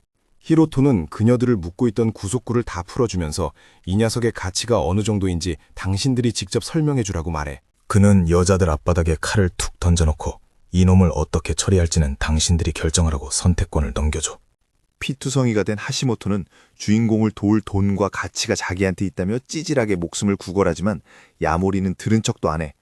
여성들은 분노에 차서 칼을 쥐고 그에게 다가가며 네, 더러운 돈 따위는 필요 없고 우리가 원하는 유일한 대가는 네가 죽는 걸 보는 것뿐이라고 차갑게 내뱉지. 상황이 정리된 후 환생한 우리 주인공은 초록색 부적으로 시즈루를 치료해줘. 그리고 후나키에게는 먼저 자리를 피하라고 말하지. 어쨌든 경찰을 불렀고 이미 오고 있는 중이었으니까 히로토는 시즈루를 경찰에 안전하게 인계하고 나서 바로 돌아오겠다고 약속해. 후나키는 시즈루가 필요한 정보를 가지고 있다는 걸 알고 주인공의 다음 계획이 뭔지 궁금해. 우리 영웅은 수마 가문을 조사해서 아예 박살내버리겠다고 선언해. 하시모토는 쓰러뜨렸지만 진짜 흑막인 수마는 아직 어딘가에 숨어 있으니까. 그래서 히로토는 맹렬하게 수련을 시작했고 최대한 빨리 놈의 위치를 찾아내서 끝장낼 작정이야. 갑자기 누군가 초인종을 눌러서 이 시간에 대체 누굴까 궁금해. 문을 열어보니 스가 회장님이 보낸 초대장과 메시지가 도착해 있었어. 준비가 끝나는 대로 바로 출발하겠다는 내용이었지. 히로토는 도대체 어딜 출발한다는 건지 어리동절해해. 그가 시즈루에게 전화를 걸어 초대장은 받았는데 이 정장은 대체 뭐냐고 물어봐. 시즈루는 초대장안을 확인해보라고 하고 거길 보니 하시수 가문이 주최하는 파티라는 게 적혀 있었어. 우리 주인공은 자기가 하시수 가문의 파티에 초대받았다는 사실에 꽤 놀라. 시즈루는 주한단을 팔면 그 가문과 훨씬 가까워질 수 있고 결국 니이니미 씨의 제약 시장을 우리가 장악하게 될 거라고 자신만만하게 말해. 게다가 이번 행사에 히로토의 전 약혼녀도 올 것 같다는 소식을 전해주지. 히로토는 그게 세츠, 즉 아미타니 가문의 젊은 아가씨라는 걸 깨닫고 정장을 차려입은 뒤 하시수 가문의 파티장으로 향해. 파티장에서 그는 도시 비즈니스계의 거물인 켄타카 그룹의 피어스 씨와 아카이 타로를 발견해. 우리 주인공은 그들에게도 오늘 밤 하시수 가문과 줄을 대고 싶어서 온 거냐고 물어보지. 히로토가 비록 명문가에서 태어나긴 했지만 하시수 가문이 얼마나 어마어마한 영향력을 가졌는지는 전혀 감을 못 잡고 있었거든. 사람들은 비즈니스 인맥을 만들려고 이 파티에 아주 혈안이 되어 있었어. 그 순간 하시수 가문의 수장과 아미타니 세치가 등장해 환생한 우리 주인공은 그녀 주변에서 뿜어져 나오는 영적인 기운을 단번에 눈치채 저 여자가 진짜 히로토의 전 약혼녀 몸을 차지한 원래 주인인지 궁금해하지. 가문의 수장인 나나 하시수는 세츠 옆에 서 있었고 주인공은 나나 역시 환생한 사람이 아닐까 강하게 의심해. 그녀도 수련자인지 그리고 이 세계의 독특한 수련법을 알고 있는지 궁금해져. 길을 전혀 숨기지 않는 걸 보니 자기 실력에 엄청난 자신감이 있는 게 분명했거든. 만약 그녀가 맞다면 수마에 대해서도 알고 있을 테니 나중에 물어봐야겠다고 생각해. 시즈루는 이모에게 다가가 외모를 칭찬하며 정말 멋져 보인다고 인사해. 나라는 시즈루의 어머니가 코마 상태에서 깨어나 잘 지낸다는 소식을 들었다며 안부를 물어보지. 시즈루는 걱정해줘서 고맙다고 하며 어머니가 조금씩 회복하고 있다고 대답해. 그리고 어머니를 위해 주한단을 샀다면서 손에 든 최신 모델을 보여줘. 영원한 젊음과 아름다움을 유지해준다며 적극적으로 어필하지. 나나도 그 약에 대한 소문은 이미 들어서 알고 있었어. 사람들은 그게 시중에 남은 마지막 알약이고 가격도 미친 듯이 비싸다는 걸 알아채고 웅성거려. 나나는 약의 품질이 엄청나다는 걸 한눈에 알아보고 이래서 영약의 정점이라고 불리며 다른 곳에서는 절대 구할 수 없는 거구나 하고 감탄해. 나나가 누가 이 약을 정제했냐고 묻자 히로토는 자신의 친구이자 파트너라고 소개를 해. 세치는 야모리 히로토라는 이름을 듣자마자 완전 충격을 받아. 나나도 어릴 적 꼬마였던 그를 알았는데 이렇게 훌쩍 커서 멋진 난저가 된 걸 보고 깜짝 놀라지. 나나는 야모리 가문이 참 인재를 알아보는 눈이 없다며 혀를 차. 저렇게 어린 나이에 영약을 정제할 정도의 천재인데 말이야. 세치는 미간을 찌푸리며 그의 기술이 이 가문에는 별 쓸모가 없을 거라고 깎아내려. 왜냐하면 그들의 높은 지위에서는 주인공이 예상했던 대로 마하나 수련법 같은 걸 원하니까. 명문가들은 이미 마하나 수련법을 마스터한 상태였어. 비록 주인공이 살던 원래 세계에 비하면 형편없는 수준이긴 했지만 말이야. 나나가 스승이 누구냐고 묻자 우리 영웅의 머릿속에 붉은 머리의 여성이 스쳐 지나가. 하지만 그는 그냥 취미일 뿐이고 따로 스승은 없다고 쿨하게 대답해. 그가 말을 더 이으려던 찰나 어떤 남자가 끼어들어. 아나이모에게 말을 걸어와. 다들 저 남자가 누군지 몰라 어리둥절해 하는데 수마 가문의 파트너이자 작년 가조의 파티에도 참석했던 사람이라고 누군가 설명해줘. 나나는 그가 와줘서 기쁘다며 그를 조우라고 불러. 우리 주인공은 저기 했던 말이 떠올라 즉시 경계태세를 갖추지. 남자는 나나의 생일 파티에서 자기가 실수라도 하면 세치가 화를 낼 거라며 농담을 던져. 나나는 시즈루에게 스가 가문의 젊은 아가씨라고 소개를 해주고 그 남자가 시즈루가 누구냐고 묻자 대답해준 거지. 조우수마는 시즈루의 미모에 완전히 넋이 나가서 만나서 정말 영광이라고 입에 발린 소리를 해. 그러면서 주인공에 대해 좋은 소문을 많이 들었다며 그가 누구냐고 물어봐. 사실 남자는 모르는 척 연기를 하고 있었고 주인공은 이놈이 언제까지 모른 척 시치미를 뗄지 속으로 코웃음을 쳐. 하시모토의 말에 따르면 조우스마는 분명 수련자라고 했는데 히로토가 내공을 찾으려고 그를 스캔해보니 웬걸 텅 비어있는 일반인이었던 거야. 악수를 나눈 뒤 조우는 야모리인 줄 몰랐다며 만나서 반갑다고 능청을 떨어.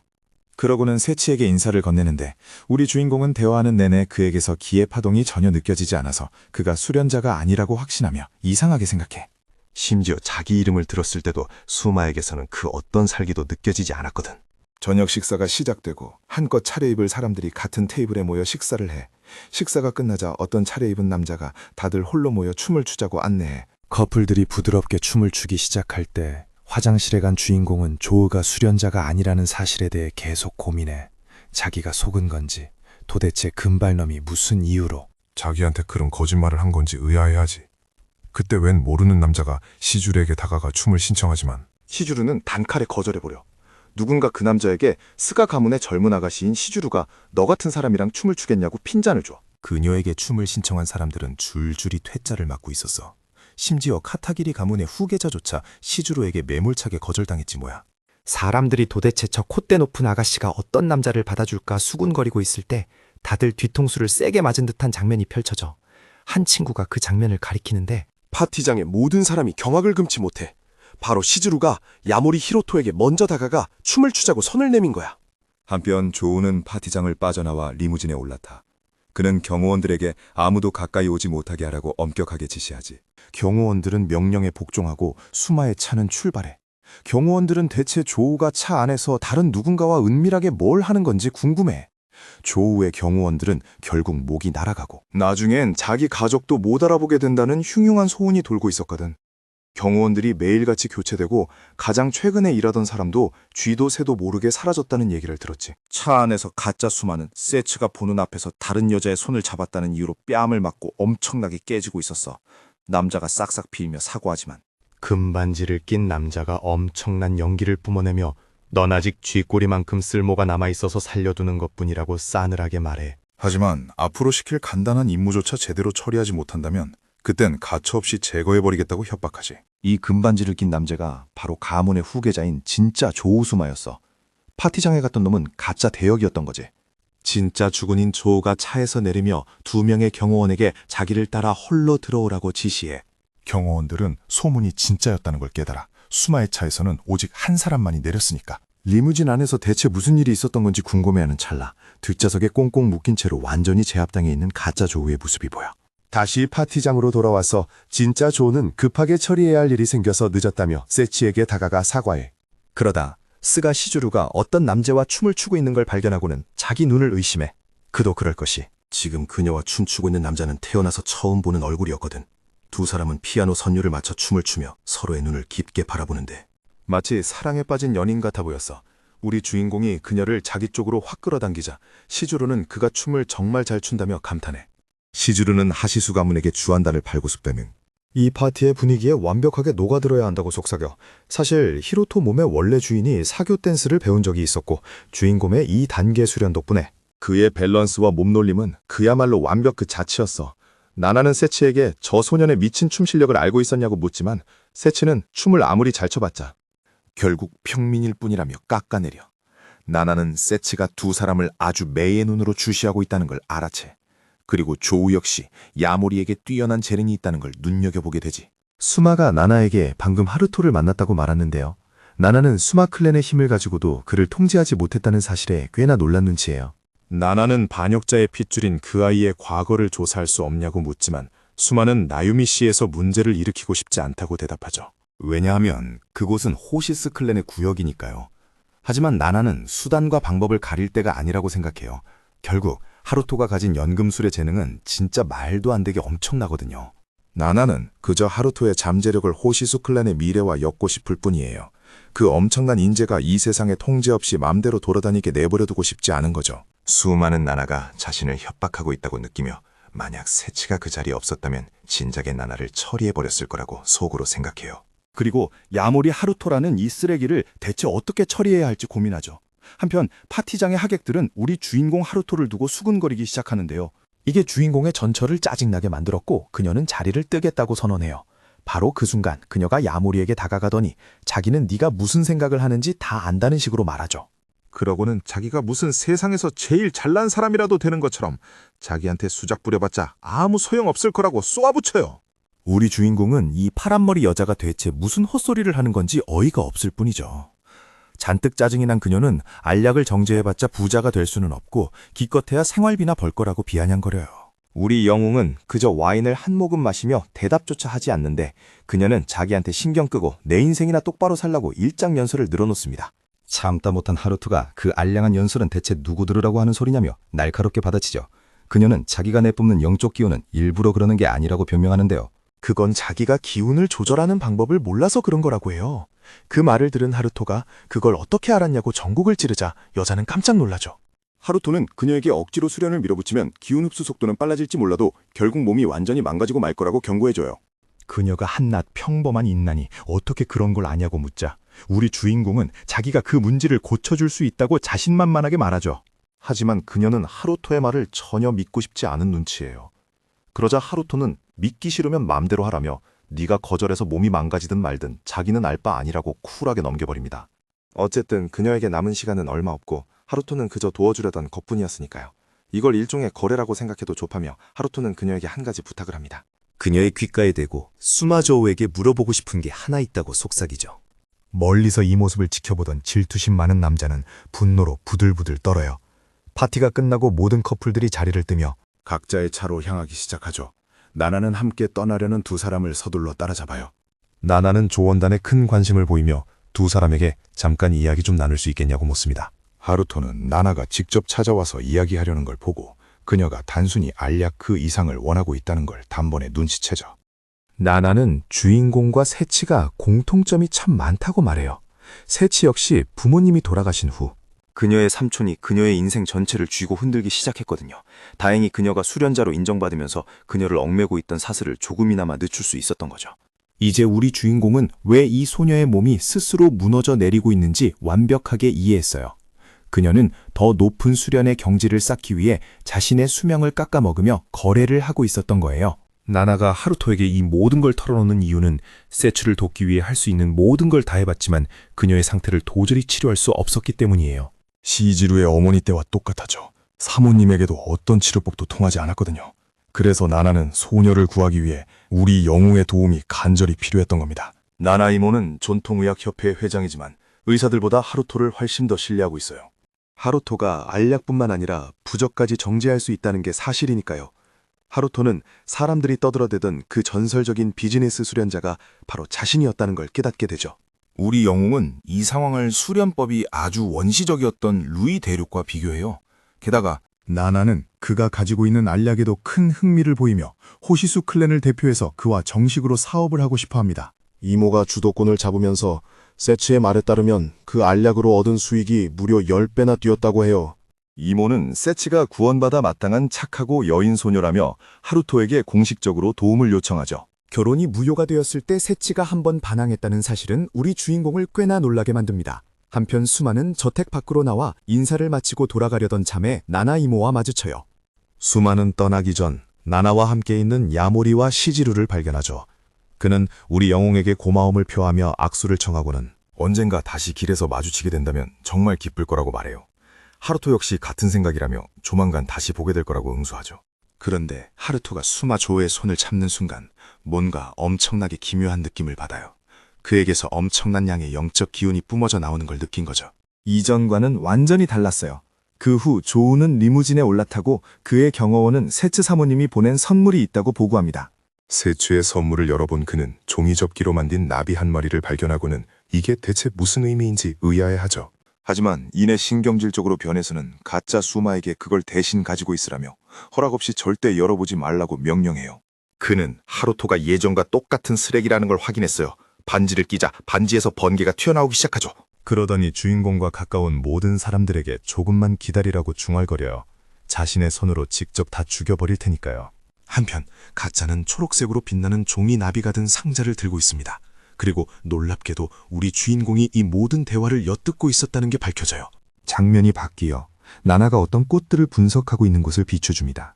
그때 갑자기 누군가 나타나 그녀의 주의를 끌고 나나는 재빨리 뒤를 돌아보죠. 영적 기운을 뿜어내는 한 남자가 나타나더니 백초종의 천재라 불리는 자답게 이 정도는 예상했다고 말해요. 그 남자는 심각한 부상을 입고 수련 기반이 파괴되었음에도 불구하고 영적 기운을 감지하는 나나의 능력은 여전히 날카롭다고 칭찬하죠. 나나는 갑자기 튀어나온 이 수련자 승려가 대체 누구냐고 묻습니다. 만약 그가 그저 적일 뿐이라면 싸우지 않고 도망칠 생각이었거든요.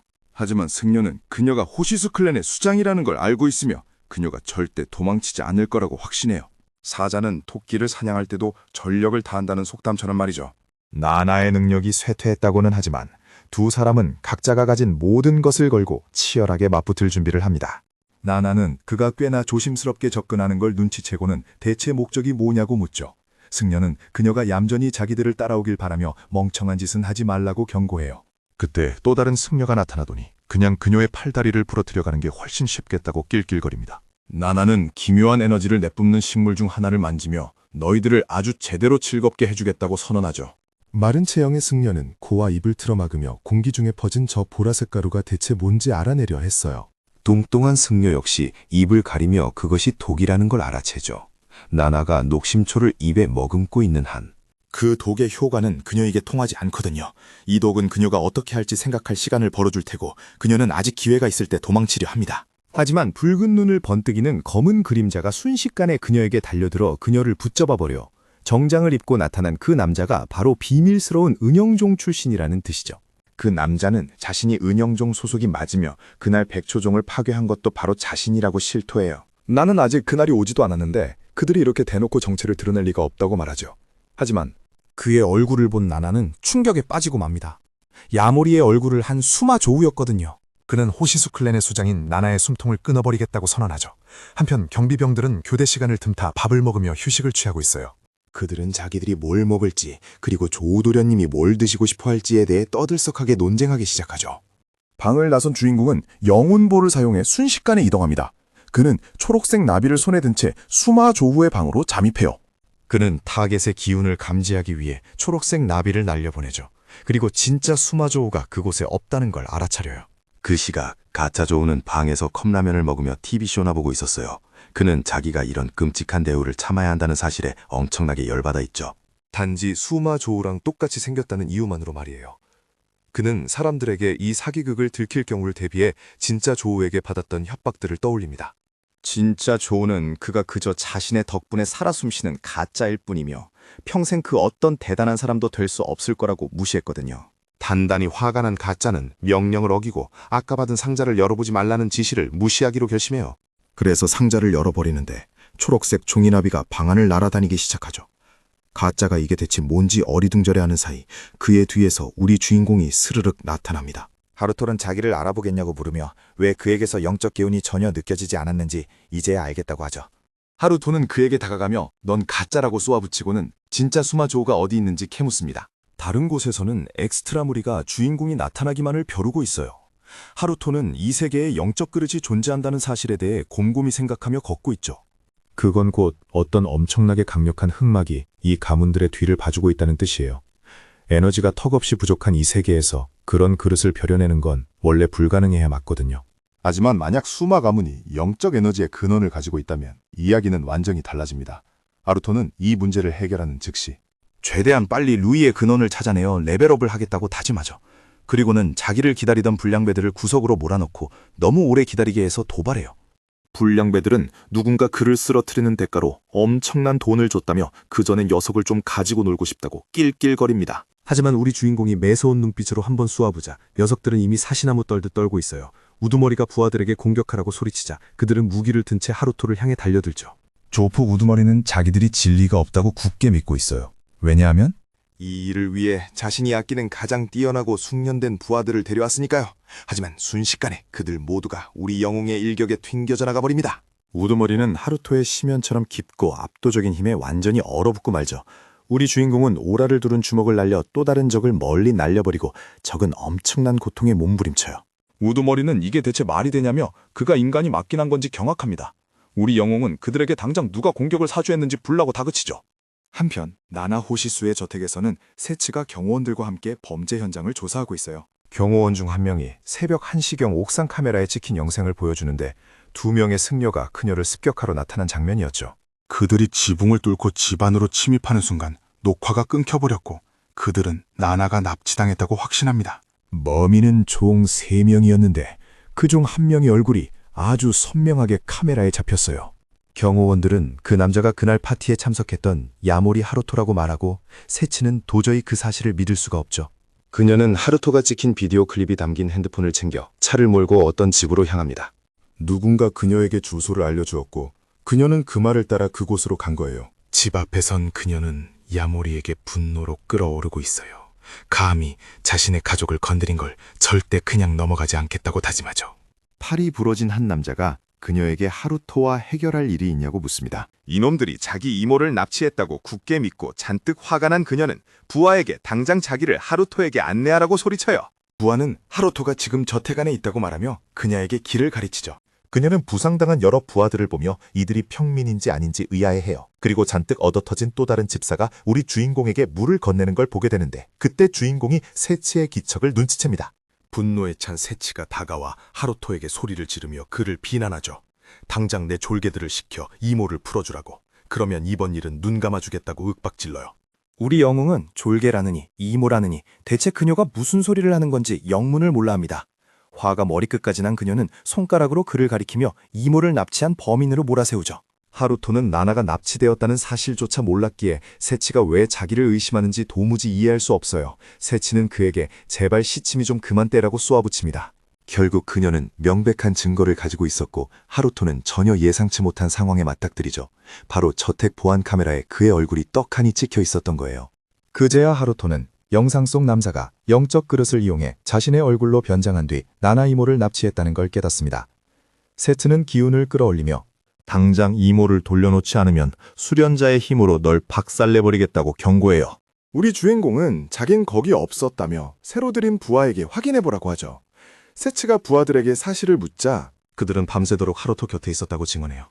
그러자 세치는 네가 밤새 여기 있었다면 어떻게 카메라에 네 얼굴이 그렇게 선명하게 찍힐 수 있냐고 따져묻죠. 우리 영웅은 수마 조우에 연극을 한 남자가 앉아있는 다른 장소의 영상을 보여줍니다. 슬프게도 그건 가짜였죠. 영상 속에서 요사 야스히로는 자신이 수마조우의 대역이며 평소에는 그의 경호원이라고 설명해요. 하지만 그 파티에서는 대역으로 나섰던 거죠.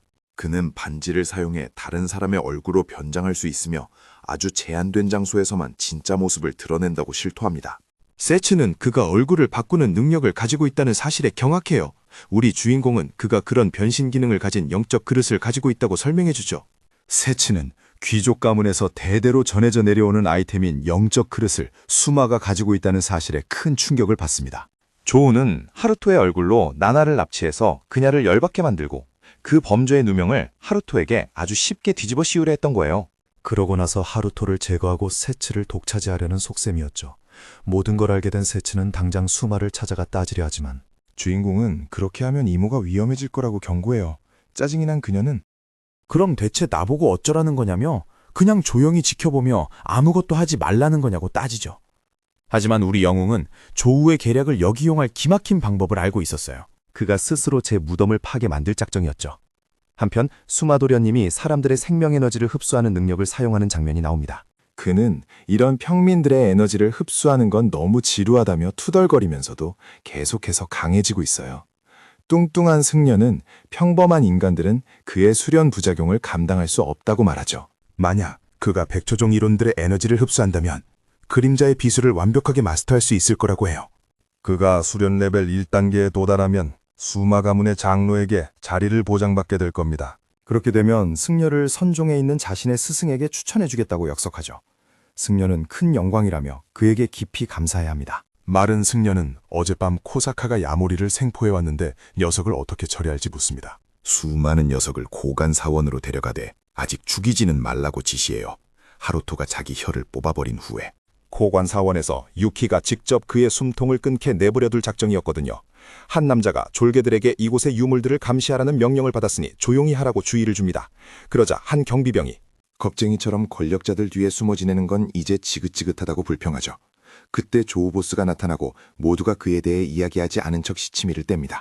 그들은 조우가 시찰을 하러 온 줄 알고 정중하게 인사하며 모든 걸 꼼꼼히 살펴봐달라고 부탁해요. 조우는 하리가야에게 모두의 통신기를 버리게 하라고 명령하죠. 명령을 받고 사원을 나설 때 하리가야는 엄청난 충격에 빠져 있어요. 왜냐하면 조오 도련님이 자기 이름을 직접 불러줬거든요. 그런 일은 평소에 절대 없었으니까요. 사원의 경비병들이 밴을 세우고 야모리를 수마에게 데려가라고 지시합니다. 가면을 쓴 사람이 하루토에게 멍청한 짓 할 생각 말라고 경고하죠.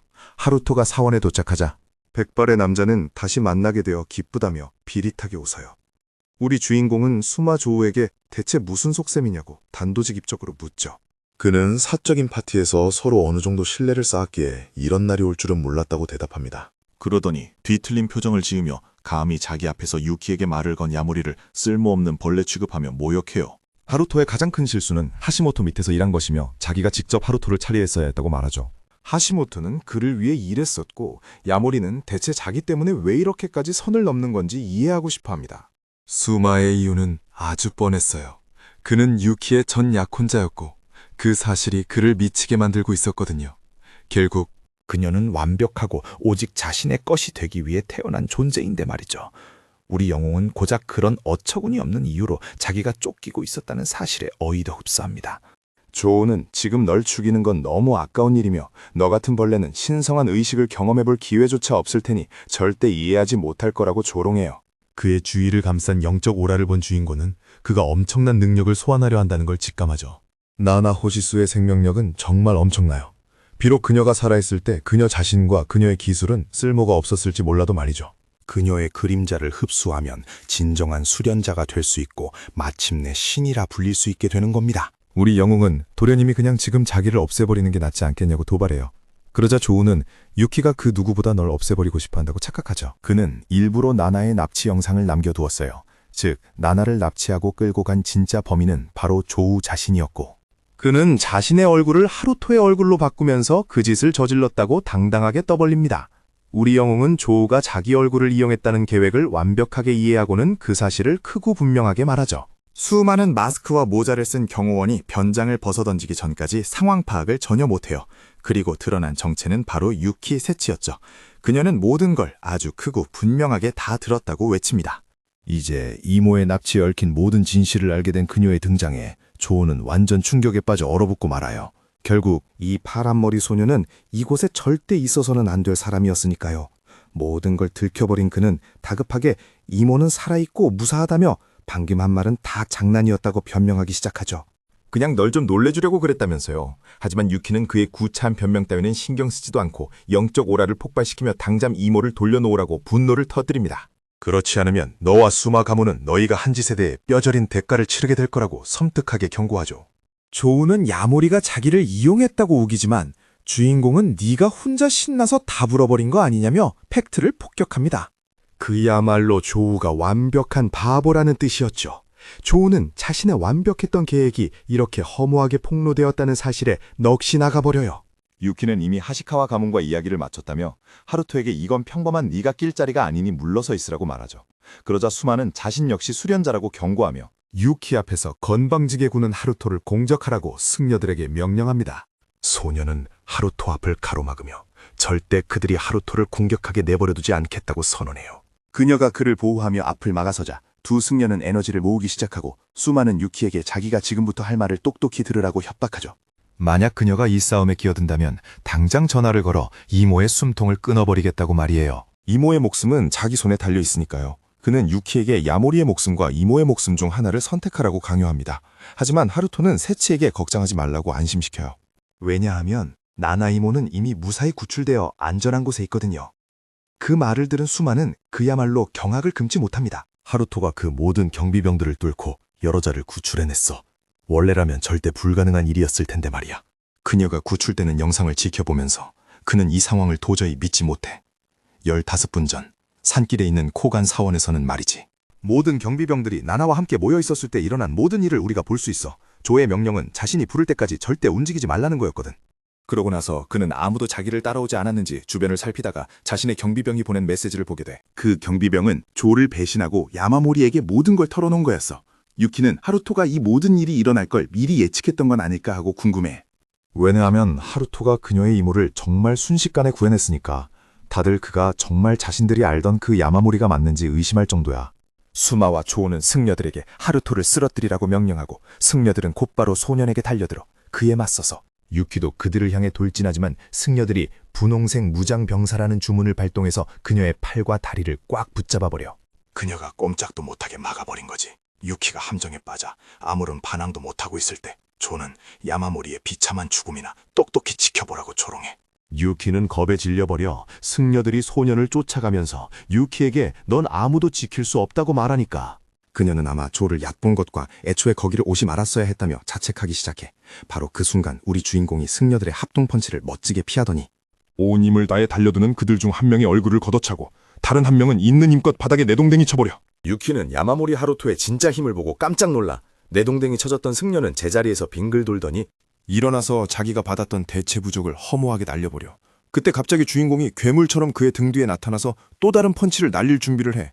그가 얼마나 빨리 움직이는지 보고 수많은 인간이 저럴 수는 없다고 생각해. 그러다 야마모리가 수련자라는 걸 깨닫고 그의 영적 오라가 엄청나게 뿜어져 나오는 걸 보게 돼. 그 순간 유키도 그가 진짜 소련자가 맞다고 확신하게 되지. 사실 우리 주인공은 조를 꽤 오랫동안 만나고 싶어 했어. 그도 그럴 게 조가 부하들을 시켜 자기를 잡아가고 공격했잖아. 게다가 하시모토 아키마사를 이용해 암살을 꾸미고 친구들을 납치하고 반려견까지 공격했으니까. 하루토는 누군가가 자기를 파리처럼 윙윙거리며 돌아다니는 게 정말 짜증난다고 했던 걸 기억하고 있어. 그래서 우리 주인공은 그 녀석을 최대한 빨리 끝장내버리고 싶어해.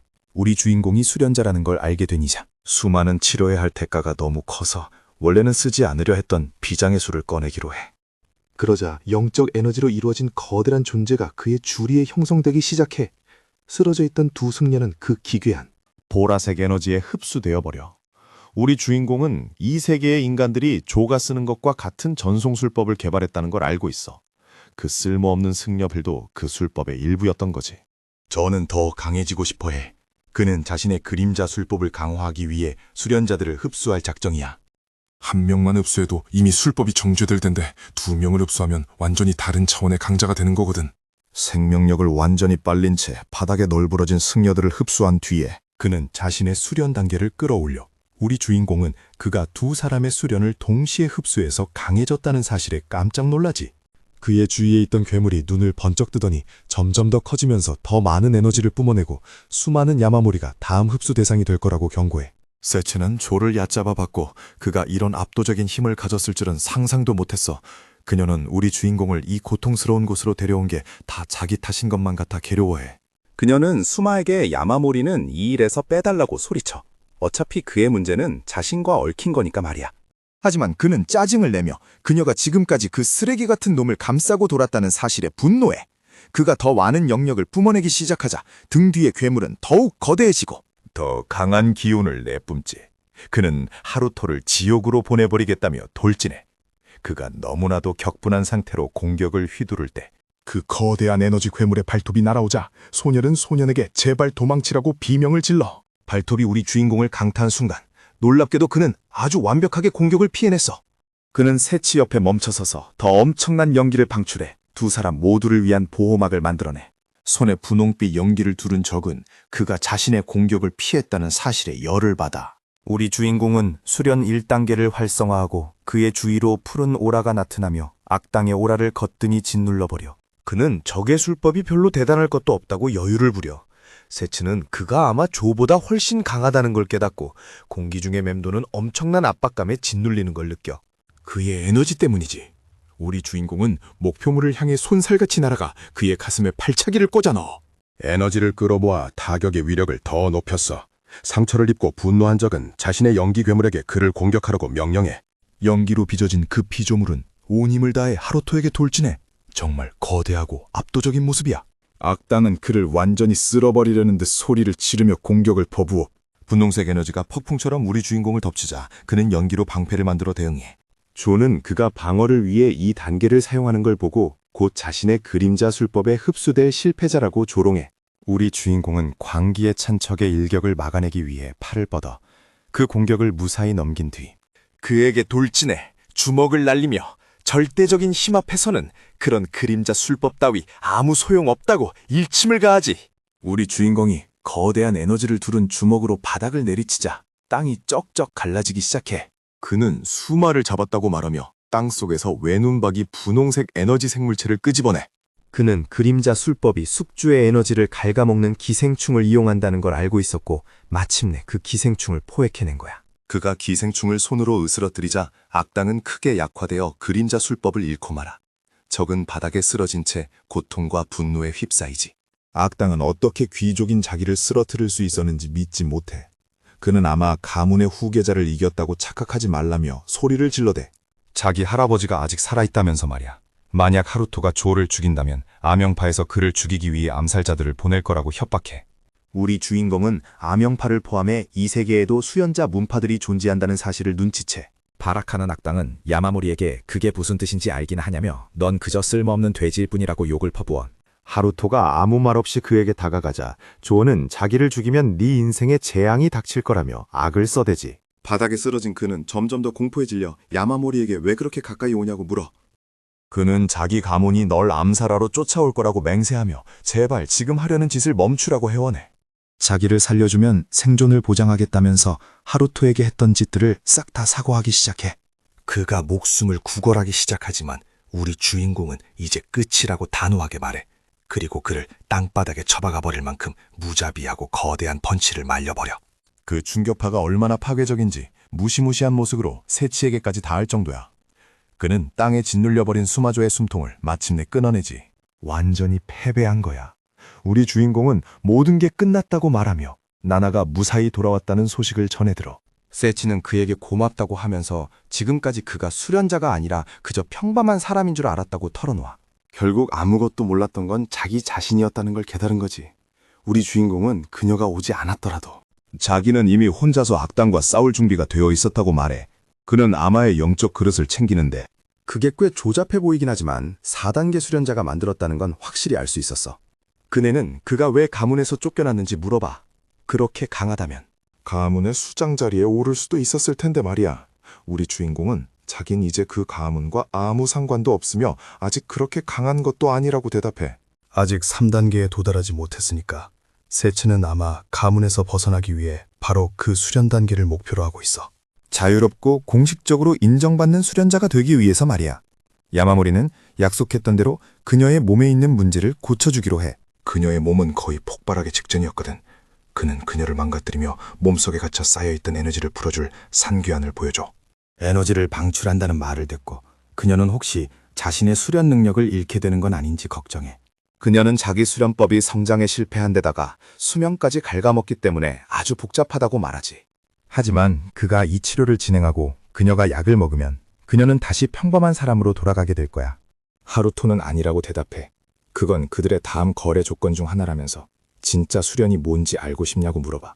그 대화가 끝난 후 그녀는 아주 수줍게 그의 방문을 두드려 그가 부탁한 물건들을 챙겨왔고 당분간 그의 집에 머물 계획이거든. 하루토가 그녀의 얼굴이 붉어진 걸 눈치채고 이유를 물어보려 하지만 그녀는 대답을 피하고 집 안으로 들어가더니 그가 또 어디 멀리 가는지 물어봐.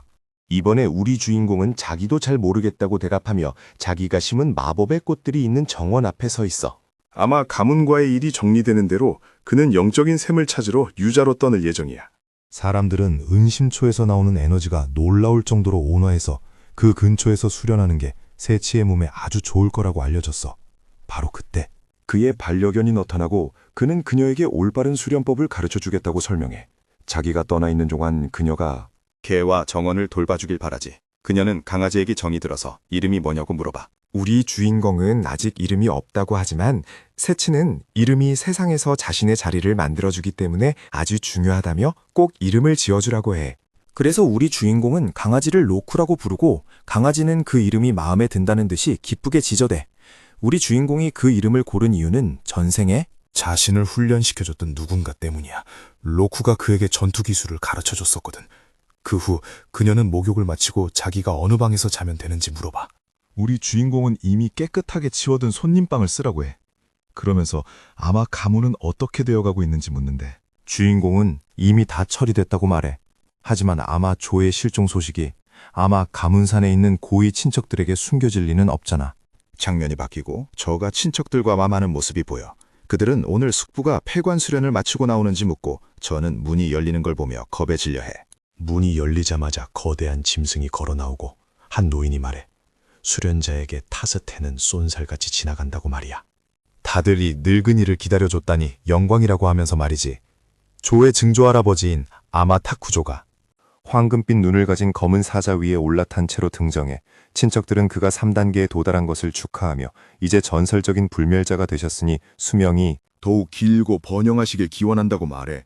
장로는 호탕하게 웃으며 동의하지. 그러고는 조에게 가까이 오라고 불러. 그는 가문의 추방자 야마모리는 어떻게 되었냐고 물어.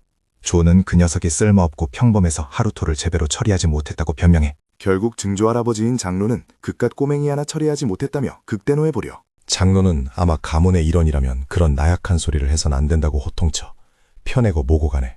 쓸모없으면 언제든 내쳐질 수 있다고 경고하지. 만약 그가 이 임무를 완수하지 못한다면 조코가 직접 나서겠다고 해. 좋아. 조코와 타이로, 치카게는 장로의 명령을 받고 노에미시로 향하게 돼. 그 두 사람이 조코가 아는 사실을 알아낸다면 그게 최선일 거야. 그런 소동이 벌어지는 와중에 세치는 수련을 위해 아침 5시에 일어나면서 투덜거려. 스파에 갈 때도 이렇게 일찍 일어난 적은 없었다면서 말이야. 하루토는 아침 5시가 연기가 가장 풍부한 시간이라 이때 불멸의 수련을 하면 2배의 효과를 얻을 수 있다고 설명해줘. 그는 수련을 시작하기 전에 머그잔에 담긴 액체를 마시라고 해. 그녀가 그걸 마시자 몸 주위로 초록빛 오라가 감도는 걸 느끼고 방금 자기한테 무슨 일이 일어난 거냐고 물어봐. 하루토는 그게 취기반의 단순화된 버전이라고 알려줘. 진짜 환약은 지금 그녀의 몸 상태에 너무 자극적일 테니까 그녀에겐 온화한 영적 에너지가 필요하거든. 강황과 파슬리를 부드럽게 섞고 환약의 성분을 더한 이 음료가 그녀에게 딱 맞는 거지. 그의 예전 대륙, 즉 전생에서는 이 혼합물을 갓난아기들에게 먹였대. 그는 이 세계 사람들의 몸이 정말 약하다는 걸 눈치채고 있어.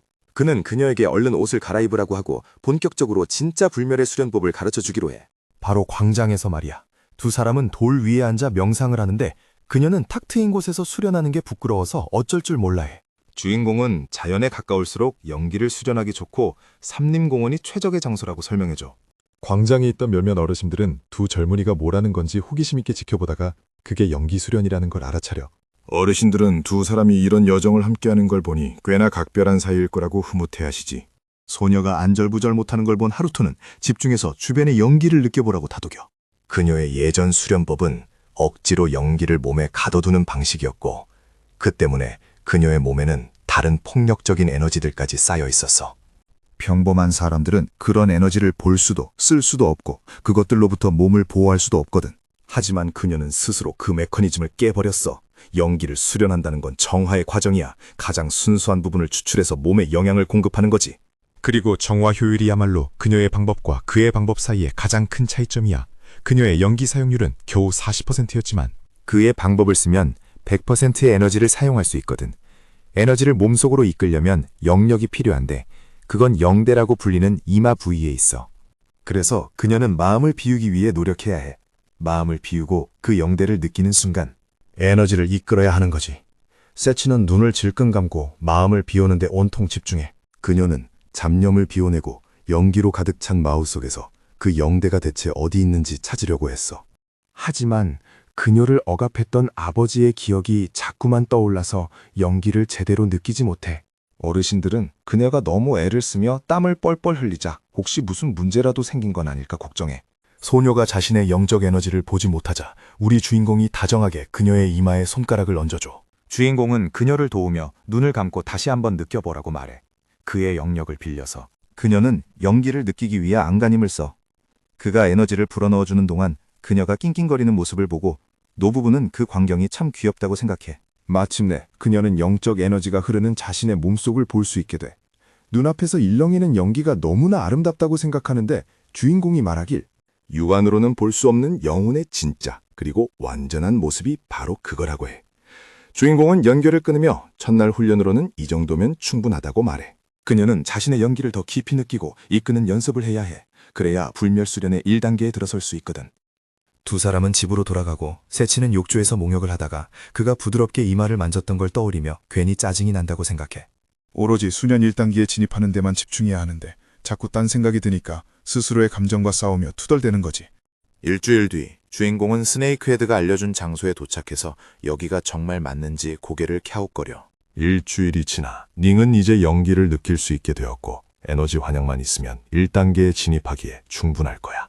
지금 그녀가 가진 힘이라면 아무 문제 없이 집을 지킬 수 있을 테니까. 그는 걱정 없이 여행을 떠나며 스네이크헤드가 마련해준 버스에 올라타. 운전사는 이렇게 위험한 곳에 가기엔 그가 너무 학생처럼 보인다고 생각해. 운전사는 버스가 텅 비었으니 아무데나 앉아서 편하게 가라고 해. 우리 주인공은 아무 말 없이 버스에 오르는데 버스에 앉아있는 수상한 사람들을 눈치채지. 야마모리 하루토는 마침내 정보원이 말해준 단서를 쫓아가고 있어. 그들은 비행기를 타고 닝아이시에 착륙했고 승객들이 내리기 시작해. 도시공항에 도착한 사람들은 그 꼬맹이의 주소를 알아냈으니 이제 처리하러 가자고 쑥덕거려. 하루토의 집 앞에 도착하자 한 깡패는 30년 만의 외출이라며 좀 즐겨보고 싶어해. 우리 주인공은 그녀의 안전을 위해 자기가 닝하이에 있는 동안 그녀를 지켜줄 팔찌를 미리 준비해뒀어. 옥석이 박힌 부적인데 위험에 처하면 그가 가르쳐진 대로 사용하면 돼. 한편 수회장은 직원을 부르며 화들짝 놀라. 그녀가 팔찌를 준 채 멍 때리느라 대답을 안 하니까 직원이 짜증을 낸 거였어. 비서는 그 팔찌가 회장님이 좋아하는 남자가 준 거란 걸 알고 있고 회장님이 그를 얼마나 각별하게 생각하는지도 잘 알고 있지. 그녀는 팡에게 출장을 같이 가야겠다고 말하는데 목적지는 그녀가 정말 싫어하는 곳이야. 그녀는 자기가 틀렸다며 수 회장에게 도와달라고 부탁해. 그 사이 우리는 허허벌판 한가운데를 달리는 버스 안의 주인공을 볼 수 있어. 그는 벌써 6시간째 여행 중이고 승객들은 루시에 도착할 때까지 버틸 각자의 식량을 챙겨온 것 같아. 그러다 갑자기 버스가 급정거를 하면서 모두가 패닉에 빠져 펄쩍 뛰어며 운전사는 모두에게 진정하라고 하며 안전을 보장한다고 안심시켜.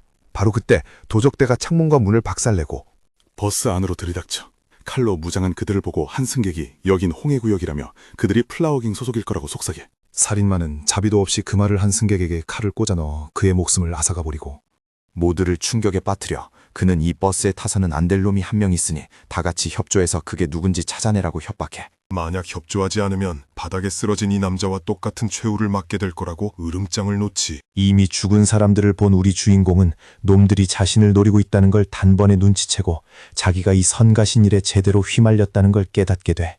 그때 불량배 중 하나가 다가오더니 얼굴 좀 똑바로 보게 당장 일어서라고 윽박지르는 거야. 우리 주인공이 워낙 조심스럽게 행동하니까 수상해 보였던 거지. 그러고는 가방 안에 뭐가 들었냐고 캐묻는데 옆에 있던 다른 킬러가 협조 안 하는 녀석한테는 입 아프게 말 섞을 필요 없다면서 당장 처리해버리라고 소리쳐. 그 말에 보스의 명령을 받은 녀석이 품에서 마체테를 쓱 꺼내더니 버스에 앉아있는 주인공을 살벌하게 위협하기 시작해. 하지만 그 순간 주인공이 눈앞에서 휙 사라져버려.